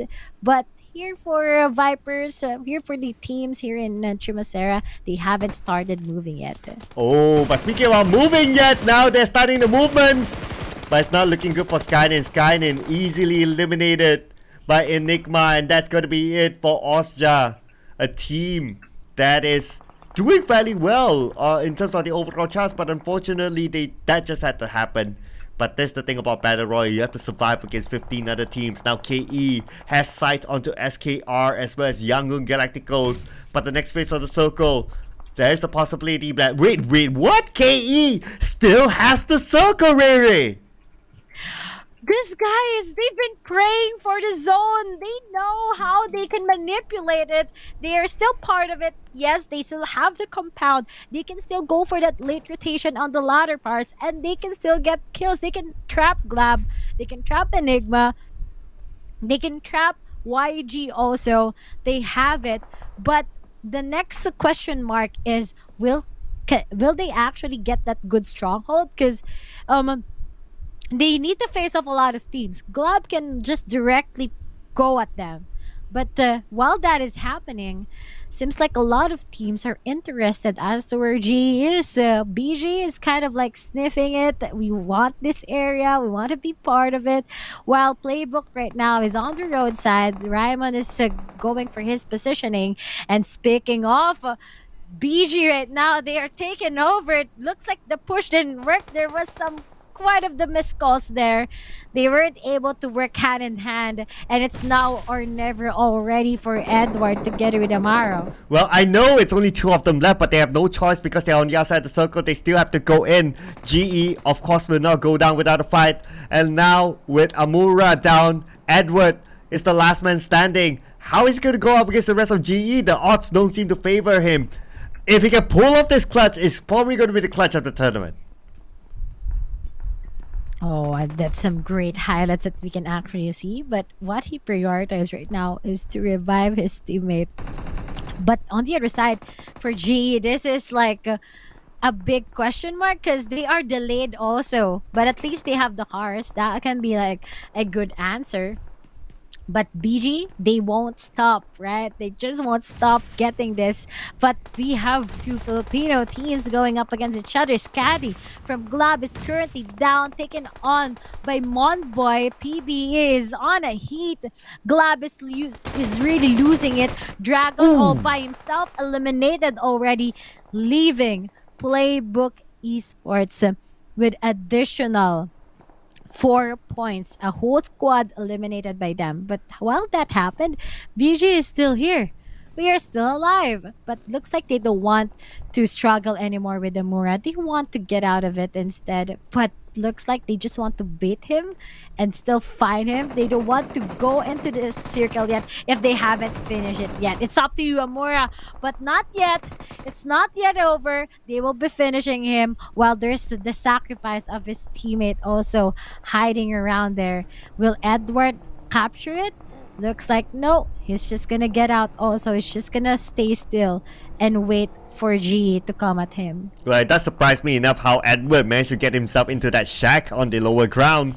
But that doesn't mean that he's in a comfortable position. Yes, GE will go towards him, but he has to be careful of Vipers on the southern side. But Vipers might not get a good view onto him, but he's still going to go up against the rest of GE soon. Now that the circle shift into the middle, GE definitely will pass by Edward here. He needs to be prepared for that. GE, they still don't want to let go of Edward. Of course, it's very important, but they are kind of like pushed back because along their way, there's a lot of teams residing in the mountainside already. But we can definitely see Flash Vision versus APG. 2 strong teams going up against each other. Will APG survive this, knowing that FV Flash Vision has been like a team that's really good in this type of engagement, in this type of situation? They do it so flawlessly sometimes. Moxie already determines as to where APG is, while Ranger is going for that real good position and where he kind of expects APG to come up with them. But oh no, the fire is gonna be surrounding Moxie. He's gonna get knocked out. That's a time already for APG to come as to where FV is, and looks like there's also the knockout. So Raul is gonna go down. Ranger wants to stand a chance, but that won't work. Chewy prioritized Moxie, and the 2 members of FV has already been eliminated, leaving only to a 2v2 situation if I'm not mistaken. And this is it. Who's gonna get who? Moxie still tries to be alive while there's the reset from APG. Oh, Flash Vision, they're going out to the ground floor. APG down to the last man standing. But it's gonna be 1v1. Moxie, can he do it? And Moxie managed to win the fight with only 10% of health left. And Moxie will collect those elimination points on behalf of Flash Vision Esports. Flash Vision, they still survive. And Moxie can pick up his teammate. Oh, APG still alive. But hey, KE, they're still part of the circle, Sir Cloud. How many times has this guy's been surviving all throughout? My goodness. And they can also get those good kills. They already got 2, but SKR together with YG, they finally met with each other, but Romeo boy didn't see his Juliet, is now out, and PBE right now is kind of struggling as they want to get into the safe zone. Ooh, yeah, I don't know how the KE do it. Like, are they like circle shamans or something? It's working out for them so far in terms of how they predict the circle, but now they need to still fight their way through because they're by the edge of the circle, so it's very likely that the next circle will not favor them. So they need to be aware of their opponents right in front of them, as there's going to be Enigma. But behind Enigma, we have SKR, so it's not going to be easy for KE. KE has at least 2 teams to fight through. But now, you can see that Enigma still holding their fort. Everyone's waiting for the next circle. 10 more seconds on the clock. Enigma, however, will lose Spooky. DJ goes down as well. Enigma seem to be falling apart as they try to take out KE. And this is it.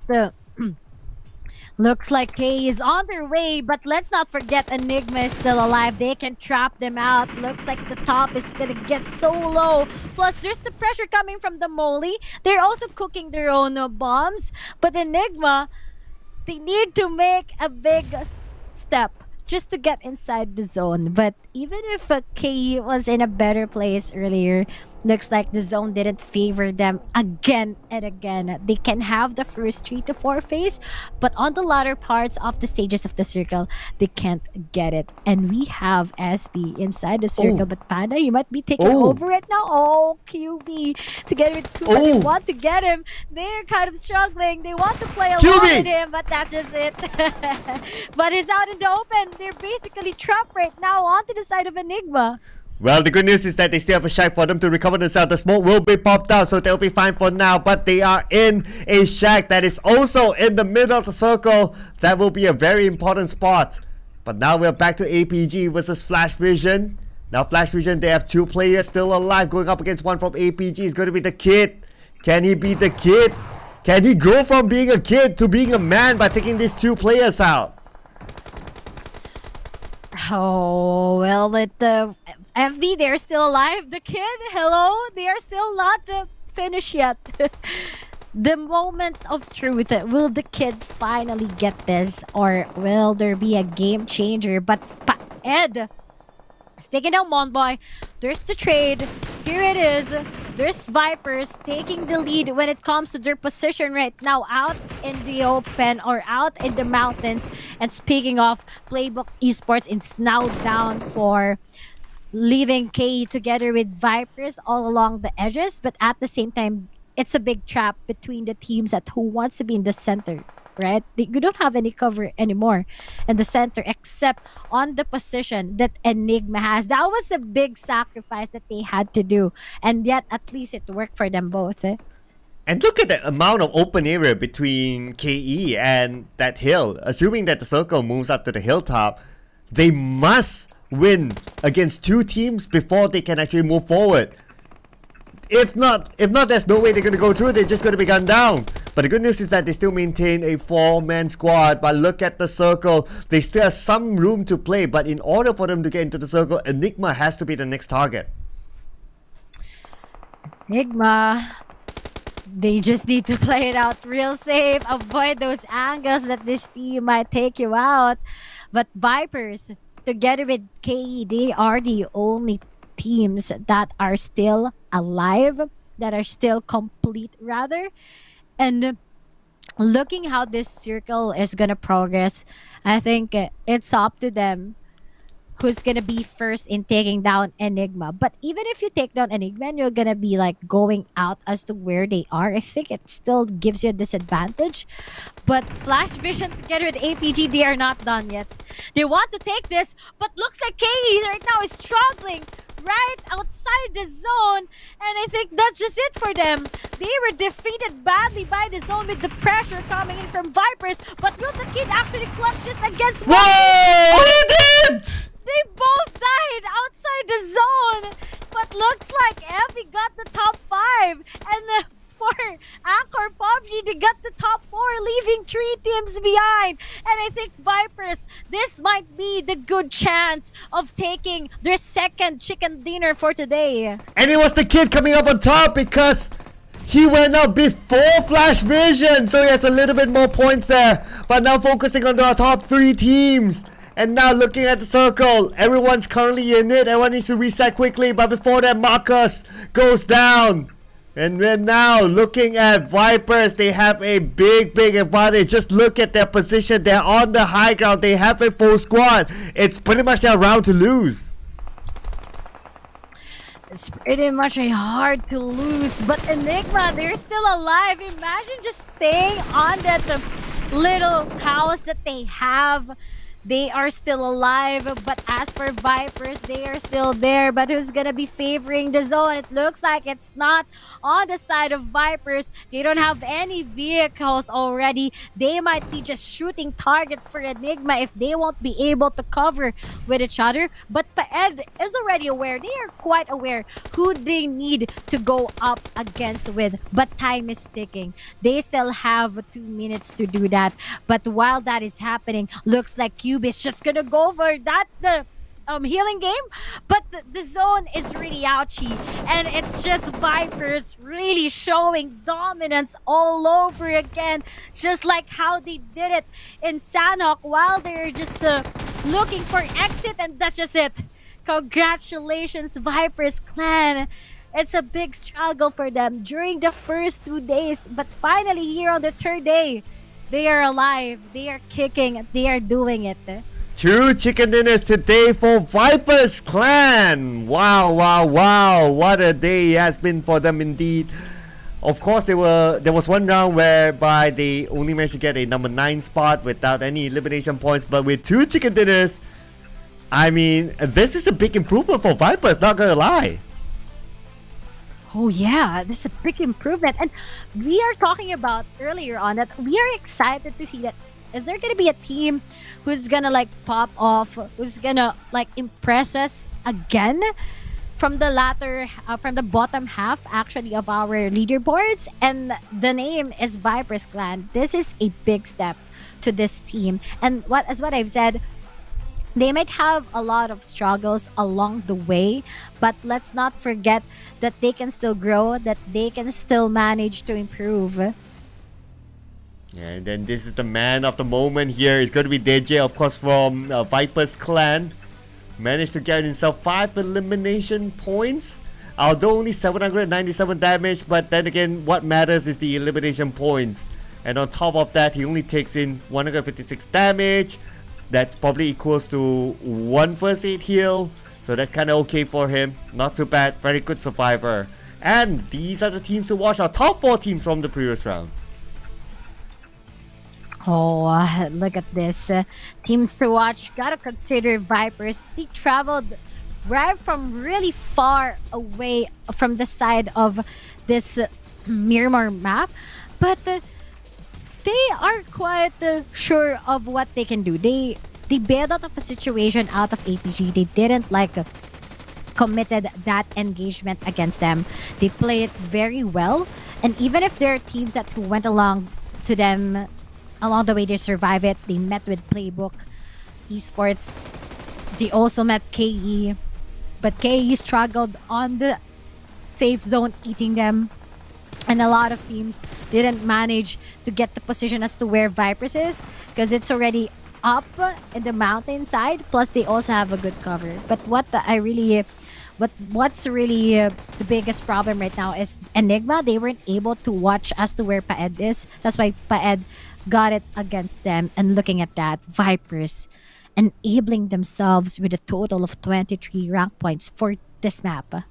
Oh yeah, doing really, really well. 23 points. Almost double the amount of their number 2 opponent. Number 3, in fact, Enigma. So, other than that, we can see that only 3 teams getting double digit in terms of points. We have a couple of teams not getting points at all. It's going to be Young Galactico struggling this round. Axis. Consistent struggle for them. Hopefully they'll be able to do well in the coming matches. H2O as well only managed to get 1 point here, but our powerhouses aren't playing. Let's not forget that as well. FOD, WPM, they were sitting back from this round. In the next round they'll be back, and that means that it's going to be a little bit more challenging for these teams. A lot of challenges as the teams, but looks like our week 1 ranking so far, FOD is still standing still because they weren't able to play the game earlier on. But this gives an advantage for KE also. They're current at 96, but still it's a big game between all of the teams right now in the top 5. One mistake can put you down, but one big chance can put you up. But as for Vipers, from the top 17 or 16, they are now in 11. And if they get a good positioning again for the next map, or on our last map rather, I think that they can be part of the top 8 already, and this is a game changer for them. They have 33 eliminations. The firepower is so big, and they're also one of the page teams that is currently standing strong already, that somehow wants to make it into the top 16. But as for that, SB is still struggling together with Axis. BG is actually upping themselves. H2O also. But as for playbook, APG is still like consistent. We haven't seen how powerful they are, but hopefully on the next map itself we can see more out of the teams from the ranks 11 to 20. I'm starting to see quite a gap now, like number 19, 21 points, 24, and then you have a 7-point gap with H2O, and then you have a 10-point gap with FPBE, and then you have a little bit of a gap. So the gap gets a little bit smaller. But between Falcon and G-Lab, there's like 9 points gap. So I'm starting to see it right now. And we're only on page 2. We still have page 1 to talk about. But before we talk about more on the stats, well, the next match will be played out in Myanmar, but we'll be taking a short break. See you guys in a bit.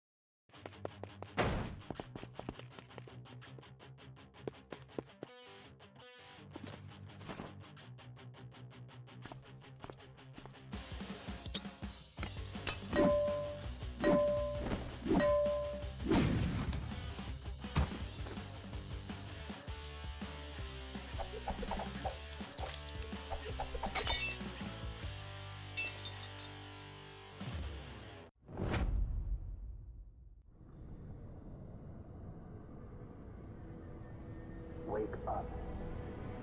Wake up.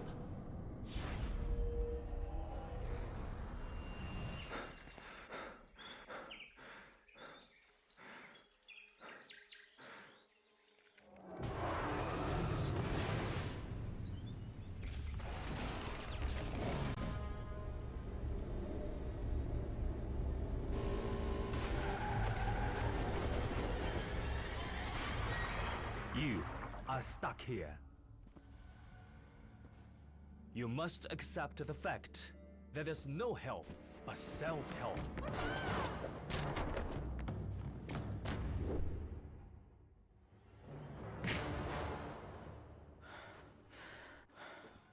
Come on, fight back.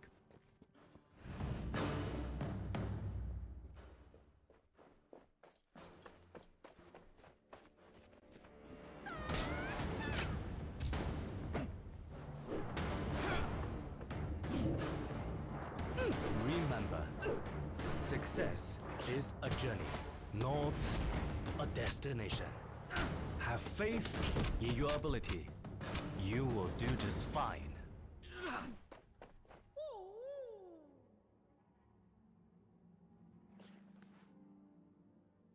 Now, take them all!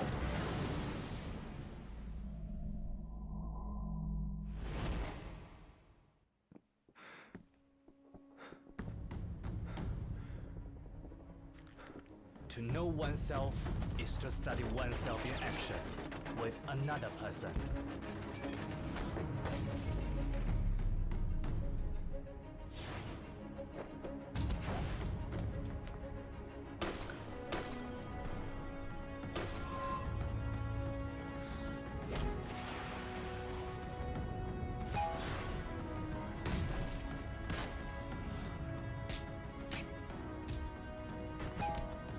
Always be yourself.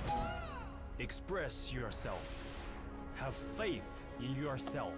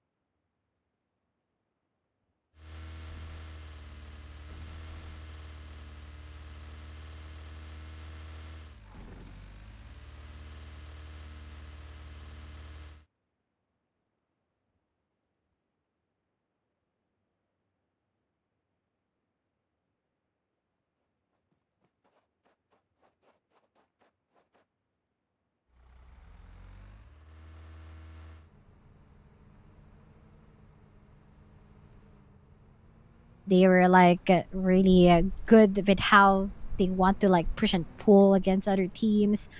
And together also with Enigma, that was a good decision for them to just rush it over to that small house to stay all throughout the next few moments of the circle.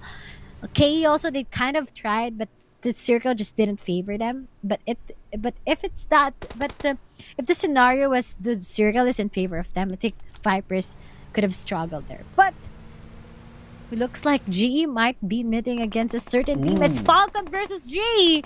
And now Master Ichi is just gonna go down very quickly. Something that GE didn't expect. Chinlong is going to start it off first. So let's see if we can get more than that one knockdown. Nate toss over to the other side. Chinlong managed to get another beautiful nade by Chinlong. Now 2 from GE is currently down. They need to reset quickly as Falcon might take advantage of this. But Falcon, one of them goes down. They're starting to move in. Coming in from the right side. 1v2 at least. Chinlong super duper low. Can he defend his area? Chinlong didn't survive that. Chinlong is down.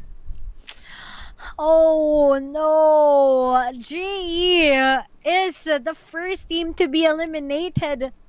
And that's what we've said. It's a now or never. Every time it's a compound take. This is really a big of struggle for the teams. But SB, luckily, they're still here. They're still alive. They are just crossing around.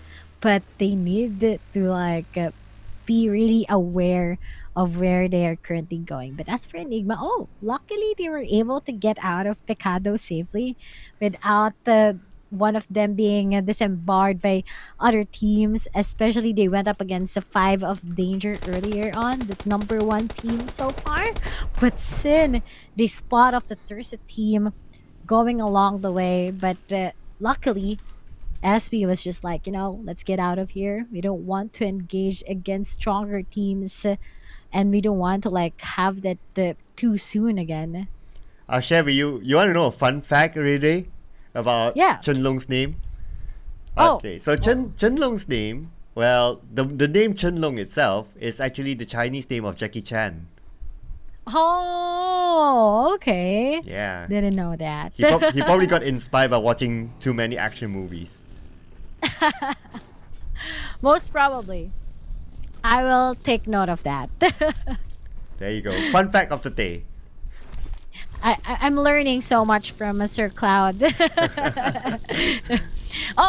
I don't have much of a fan fact against the with the players from the PH, because usually their names are like they don't have much of a story behind it. Usually it's like, hey, why is this your name? For example, it's Deje, because apparently it's basing from the first 3 letters of his first 2 names. Oh, that's why it's Deje.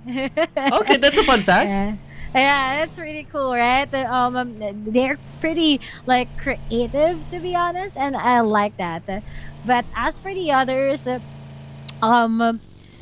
that's one of the things I know about the team. But I also have a fun fact against Team Power, but unfortunately, they weren't able to play already. But I'll get more facts from these teams, guys, so that we can be like, But I'll add another. Vipers Clan is like they don't only have one team for a certain game. They also have other pro teams on other games. Oh. But they're like a growing organization, as you can see.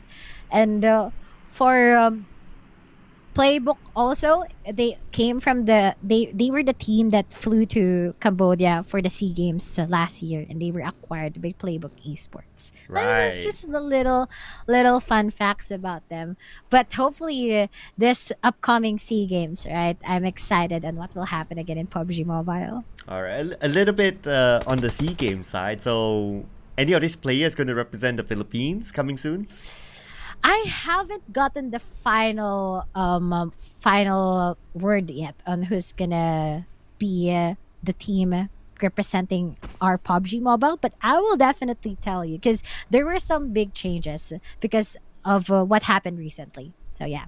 Okay. I'll be looking forward to see who will be representing the Philippines. Of course, we all know the last round, I believe it was majority of from KHI Esports that time. Yeah, That and now represented, they're yeah. PBE, Yeah. and some of them are in Glab right now, in Game Lab. Yeah, so top players playing at the Pro League. Wow. I mean, even Yeah. representing the country. It's always a national pride thing to be able to represent your country, right? And to actually win and bag that gold medal, that's really the dream for most of the PH teams. And technically, we got the PUBG mobile scene has what happened in their SEA Games, right? At least they got the chicken dinner. There's already that big step for the PH teams. But I'm also excited on the all-star team from Indonesia and Malaysia and Thailand, because the last time I've seen the roster, I'm like, oh my, they got an all-star team, especially for Malaysia. It was like the lineup. It included some boys from Geekfam, right?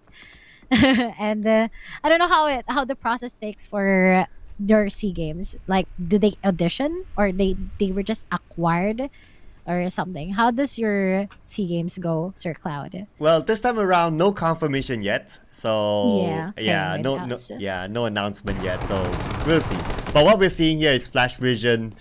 Ooh, losing Moxie. I think Flash Vision have been doing fairly well, to be honest. Like, they've managed to gather like 85 points. If only they do well this round too, they could be. They could maintain their top 3 at least, because I think that their 2 competition at the number 1 and number 2 spot are really, really strong. But Flash Vision, honestly speaking, they are one of those surprise performances for me personally.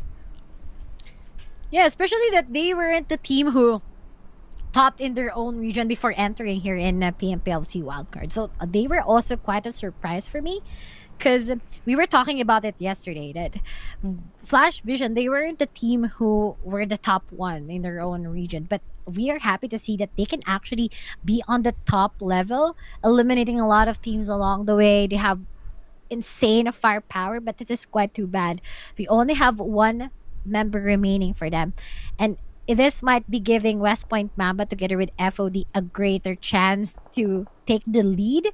And West Point Mamba, you don't usually see them getting those chicken dinners, but what they usually exemplify is first their good positions, so that's why they are like ending consistently at top 5.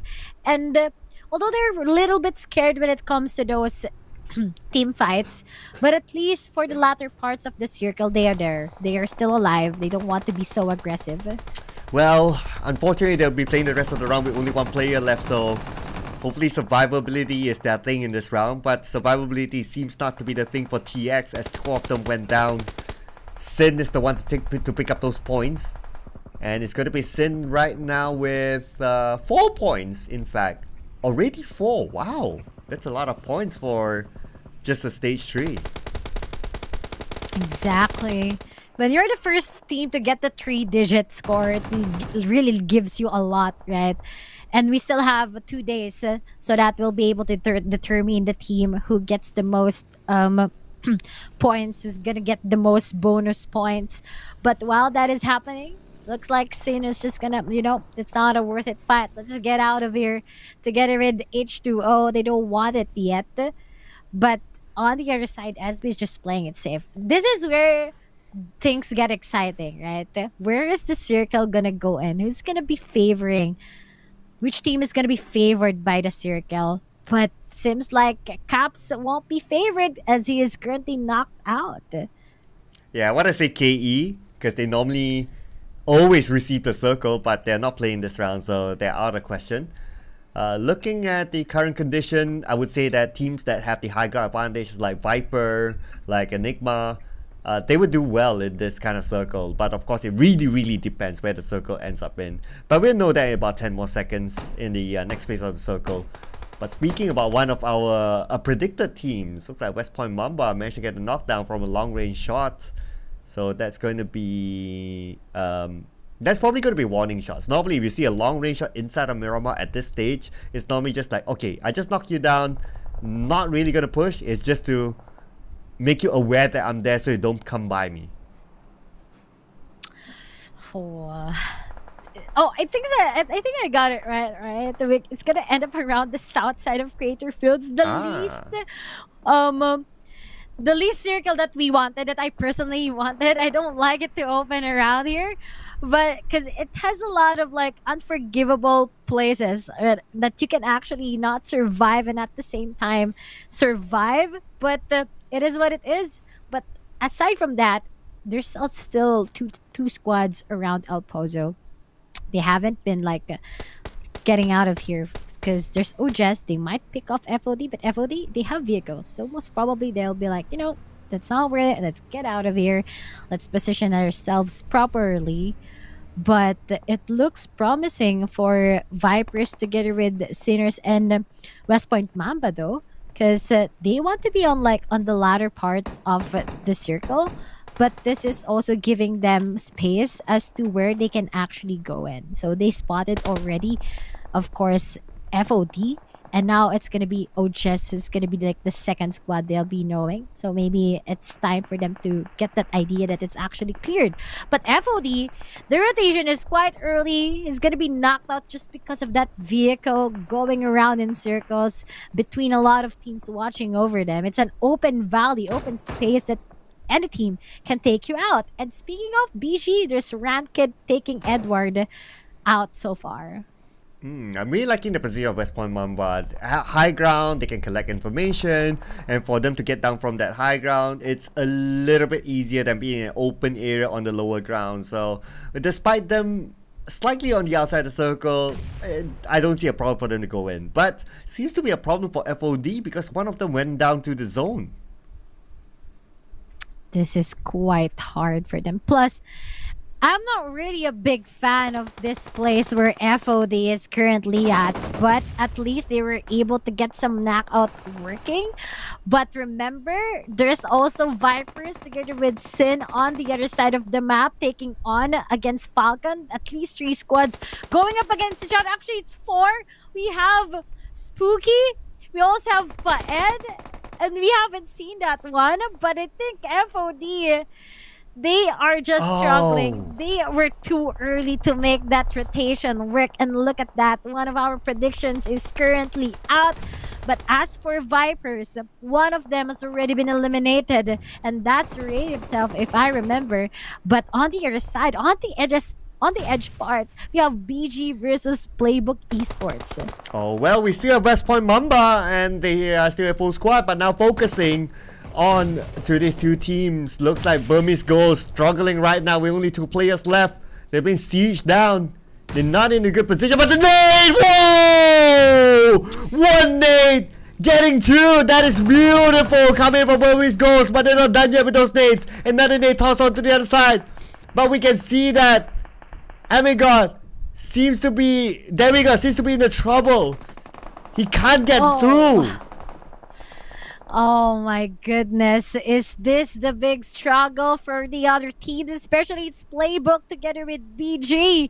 But then the grenade eliminated a lot from PBE. But then Vipers, they take them out. Burmese goals, you are out there. Up there on the backstab.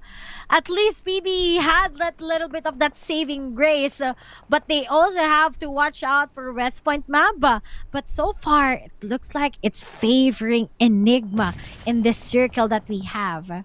I was hoping that Burmese Ghost actually survived that, but unfortunately the backstab had to happen. But now looking at the circle, open area for most of it. And West Point Mamba still surviving. And look at this, West Point Mamba, they have a free entry into the circle. Nobody's gonna challenge them. Oh, this is interesting because we're gonna be seeing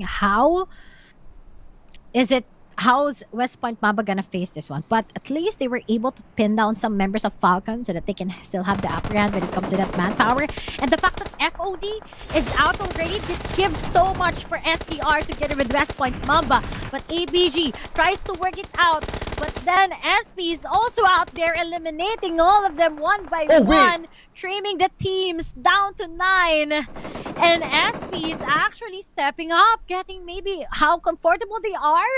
But H2O, they want to get with that third party. They are not yet over. Oh, SKR it looks like they're not done yet as well. Getting a couple of elimination points on the back for themselves. And at the same time, we can see a couple of teams seems to be struggling. OJS still on the outside of the circle, trying to find a way in. But look at the amount of coverage other teams have. They're going to stop them from coming into the circle. But West Point Mamba, they are starting the party. Managed to get a knockdown from afar. Oh, getting far from afar, but then Vipers, they want to get inside the circle, but they gotta take care of Spooky, who might watch them. But at least they have a little bit of that bridge for protection. But SKR exit, he really did a good exit with his grenade elimination. But here it is. This is what we're talking about. Now that Falcon is currently undermanned, West Point Mamba will just purely put themselves in as to where they are just to be able to get inside the circle. But while the Enigma boys are up top, Vipers is already smelling also their feet. They want to be into the circle, but who's gonna be the lucky team getting inside the circle that doesn't need any rotations or struggle at all?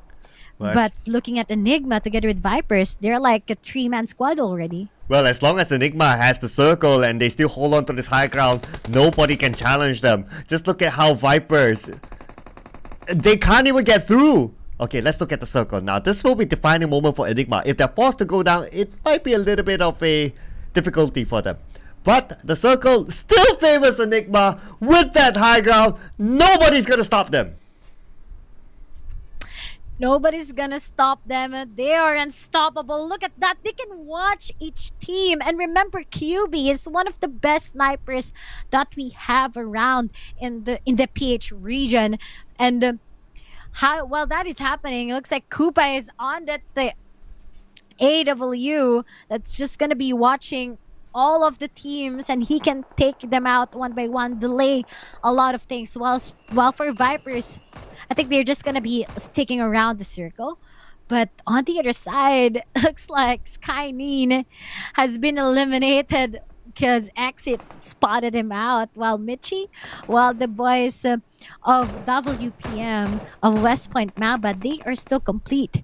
They can still get that rank just getting 1 kill. They will be the top #1 team all in all. And what are we talking about? We're talking about consistency. We're also talking about teams that has been getting a lot of kills, and West Point Mamba, they have it. Yeah, the only thing that West Point Mamba now needs to do is to pray that the circle comes down, because if the next circle still favors Enigma, then it's going to be big trouble. It's going to be hard for West Point Mamba to counter them. But speaking about countering, looks like Enigma wants to be countered by Viper wants to try to counter Enigma by coming in from behind. But again, just look at this. They have no way through. The moment they show themselves up, Enigma will be there to shoot them down, and they know exactly where Vipers is at. Oh, Vipers, they gotta take care knowing that there's just 3 of them remaining. But then stage 6, the biggest question for the teams is that, are they going to be safe or not? Looks like SKR, they're watching over every angle, but it's quite difficult because one mistake, it can be a good knockout for Enigma side, favoring them. But as for West Point Mamba, they are already inside this compound. They can take this as a cover and maybe just set up some smokes for later. But the circle is the next question mark. It will just be favoring at least 1 or 2 teams, and that's gonna be like the biggest struggle that they have to face. But Vipers, if the circle won't favor them, they might lose this against Enigma. And seems like they're like, okay, come on, let's finish this. Let's start the fight already. We don't have much of a choice. Let's climb this. But will this be a mistake? Oh, they have the reach. They did. They can still get it. Oh my goodness, they did the climb, and they managed to chase away Enigma. Now Enigma is running away. Now Vipers have this high ground advantage. Vipers will want to use it as much as possible and pray that the circle still favors them. But for Enigma, they do not have that prime position anymore. Enigma, they just lost it. They lost the circle. But here it is, it's closing. It's finally revealing who's gonna get who inside the circle. They are still in. And that is a big statement in itself, but they will be sandwiched between two teams. They will also have West Point Mamba just watching over this fight between Vipers and Enigma. And let's not forget, H2O is on the other side of the hill. Wait a second, Enigma still has the circle. This is ridiculous. That means they can hold on to it. But because they're not in that prime position anymore, Vipers will push them. But then again, now Vipers have the task of coming down from this hill, and I don't know how they're gonna deal with that because Enigma will be waiting for them. But on the other side, we can see that SKR, they're fighting against APG. One of them goes down. That means APG is eliminated. We're now down to the top 5 teams. West Point Mamba is still a full squad. And that gives him so much advantage. But the thing is, we still have a minute that these teams can actually move and make the right decisions. But if H2O will be putting a big pressure towards Enigma, this might be dangerous for them. Ooh, look at this. This is what I'm talking about. Vipers, they have nowhere to go. If they jump down, that's it. They'll get knocked. And if they do survive, Enigma will be waiting for them. Vipers is currently stuck. No matter what, Enigma will be gatekeeping them. This is like a hellbound already for Vipers. But at least they will be finishing in top 5, most probably. But then again, Enigma, they're still alive. But while that is happening, West Point Mamba can go inside the zone, can actually take them out. Rain is still alive. And Federales, he's not afraid. But then as for H2O, luckily they are still alive. They are there. QB is quite struggling also, but at least they're able to survive with those revive from his teammates. But Federales, he's just really gatekeeping them. He's waiting for his teammates. They're sniffing. They had this huge control all over the map. Oh, Vipers. Okay, last man standing. Has a little bit of room to play. But after this, 100% have to go down. West Point Mamba took advantage of that, went on to the other side. Because they know that if they can take advantage of that, the commotion that's happening there, they go over when two teams are kind of busy with each other. They can definitely get across, and that's exactly what they did. The compound that they once held is not within the circle anymore, and now they are in the circle, have a little bit of elevation, but the challenge is taking out Enigma as well as Vipers. Oh, Enigma, how will you guys survive this? Look at the pressure being taken on. But at the same time, there's just rain waiting for them, raining over. But he knows where Toki is. He's spotting him out. He's giving him so much of those hits. It doesn't have much of a choice because Rain will be taking him down and finally confirming the 5th kill for Vipers. Oh, here we go.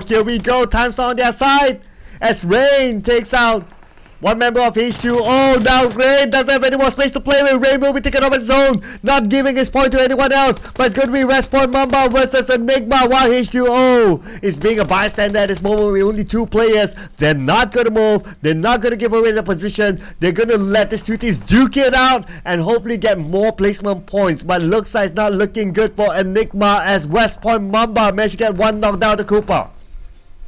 Oh no. Looks like West Point Mamba might still take this against a lot of teams, knowing that Enigma is being stumbled by two squads, being overwhelmed. QB, that's just it for him. But then, look at that, West Point Mamba, they're out in the open.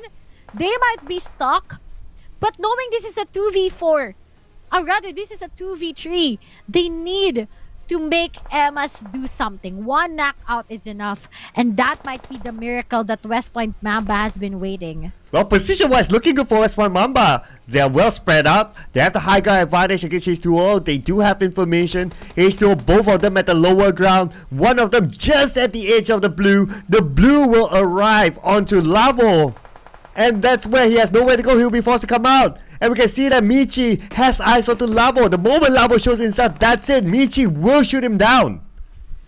Oh, Michi, you gotta do it. But then the knockout still goes into Labo, but the zone will be finishing him out. Knowing that it's all about one left. That's gonna be Wadu. Wadu, rather. He gets a good knockout. Excuse me. That's pretty nasty coming in from him. And it's all up to Emmas to finish it. And yes, West Point Mamba. What an outstanding Myanmar. Just like what happened in the very first day. They got that last Myanmar map, and it's just the same as to what happened today. West Point Mamba, ladies and gentlemen, and with this chicken dinner, it is definitely they will be at the #1 spot, taking it away from FOD. West Point Mamba will become the next team to break that 3-digit mark in terms of overall points. West Point Mamba, can you believe it? Today it has been magnificent for them. Only one round, number 12 with 1 elimination point. Other than that, it's 2 second place rounds and 1 fourth place round with 7 elimination points. This is West Point Mamba, ladies and gentlemen. My goodness, a good decision making. They have, like, as what you've said, their rotation is so breathable. No teams to actually go up against. Plus, the zone kind of favored them instead of Enigma together with Vipers. But we can definitely see the kills. It's not like really a lot of kills from coming in from West Point Mamba, but at least the placement is what they usually have. And these kids are so smart that they can actually survive all along without any one of them being picked off by their enemies. Oh my goodness. And Ermas was the MVP for this round. I'm going to give another fun fact, but I don't know whether it's the same or it just so happened. So Ermas in Malay language is gold. So he's definitely the golden child right now, being the MVP for West Point Mamba. Oh, maybe that's the real meaning. If you guys are big fans of Emmas and you're watching us here in the English broadcast, remember to take note of that. But here are our highlights all throughout on what happened. The team fights were pretty okay. There were just a lot of early unexpected fights between those teams that were expecting to win. And at the same time, there were just a lot of surprises once again. And it's Enigma who kind of rose up together with West Point Mamba, and we've been waiting for it. But for West Point Mamba, the consistency just to get this last map is pretty awesome, and it's pretty proud to see them being like this. Yeah, they are insanely consistent today. And of course, these are the points, ladies and gentlemen. 20 points for West Point Mamba. H2O gets 14 points and SKR 11 points. At least this time around, we got 3 teams managed to get 2 digits in terms of points collected, but we also have 3 teams not getting points at all. Surprise, surprise that FOD is down there, Ray Ray. Yeah, we didn't expect. We all thought that, hey, it's FOD's time to actually stand up and to perform really good. But you can't have it every day. But hopefully for tomorrow, we can still see them shine upon other teams. But this is our week 1 ranking. So far, you can see the improvement in the 3rd day out of all teams. West Point Mamba is currently at 115, a 15-point difference against FOD. That's a hot take from them. The consistency, guys, it's very important. Even if you don't get chicken dinner that much, but the fact that you're playing around top 5 with somehow 5 to 7 frags, you know that you can stay in that consistency and be part of the top 1. They got their own seat back as what they did on the very first day, followed by FOD, by KE, by SKR. Enigma is slowly shining once again. Vipers still remain consistent, but it's not too far from the top 10, followed by Glab, Falcon. The top 16 to 20 is a little bit of that struggle, but hopefully they'll be able to make it work. And not much movement on page number 2 except for H2O and PBE swapping places. H2O, of course, good performance for them in this round. Managed to bring themselves up to number 16 at least. We still have a couple of teams on page 2. Despite getting a chicken dinner, they are still here. Vipers did fairly well, in fact. Actually, they're one of the most improved teams today. Not gonna lie about that. Now, looking at the team summary, West Point Mamba, yeah, they dominate. basically 2 out of 4, number 1. Yeah, I mean, their last map was of a banger, but gotta consider, as what I've been telling a lot of people, that West Point Mamba, they have good strats. I really love, if more so, they'll be like adding more flavor, like putting a lot of better frags. Maybe they can just really dominate all throughout the scene. I love the rotations. I really look forward to it. But our MVP race, it's coming also from West Point Mamba. We have Migs, followed by Mitchie, our newest addition right now, and followed by 2 guys from KE. It's the top and Puv Puv.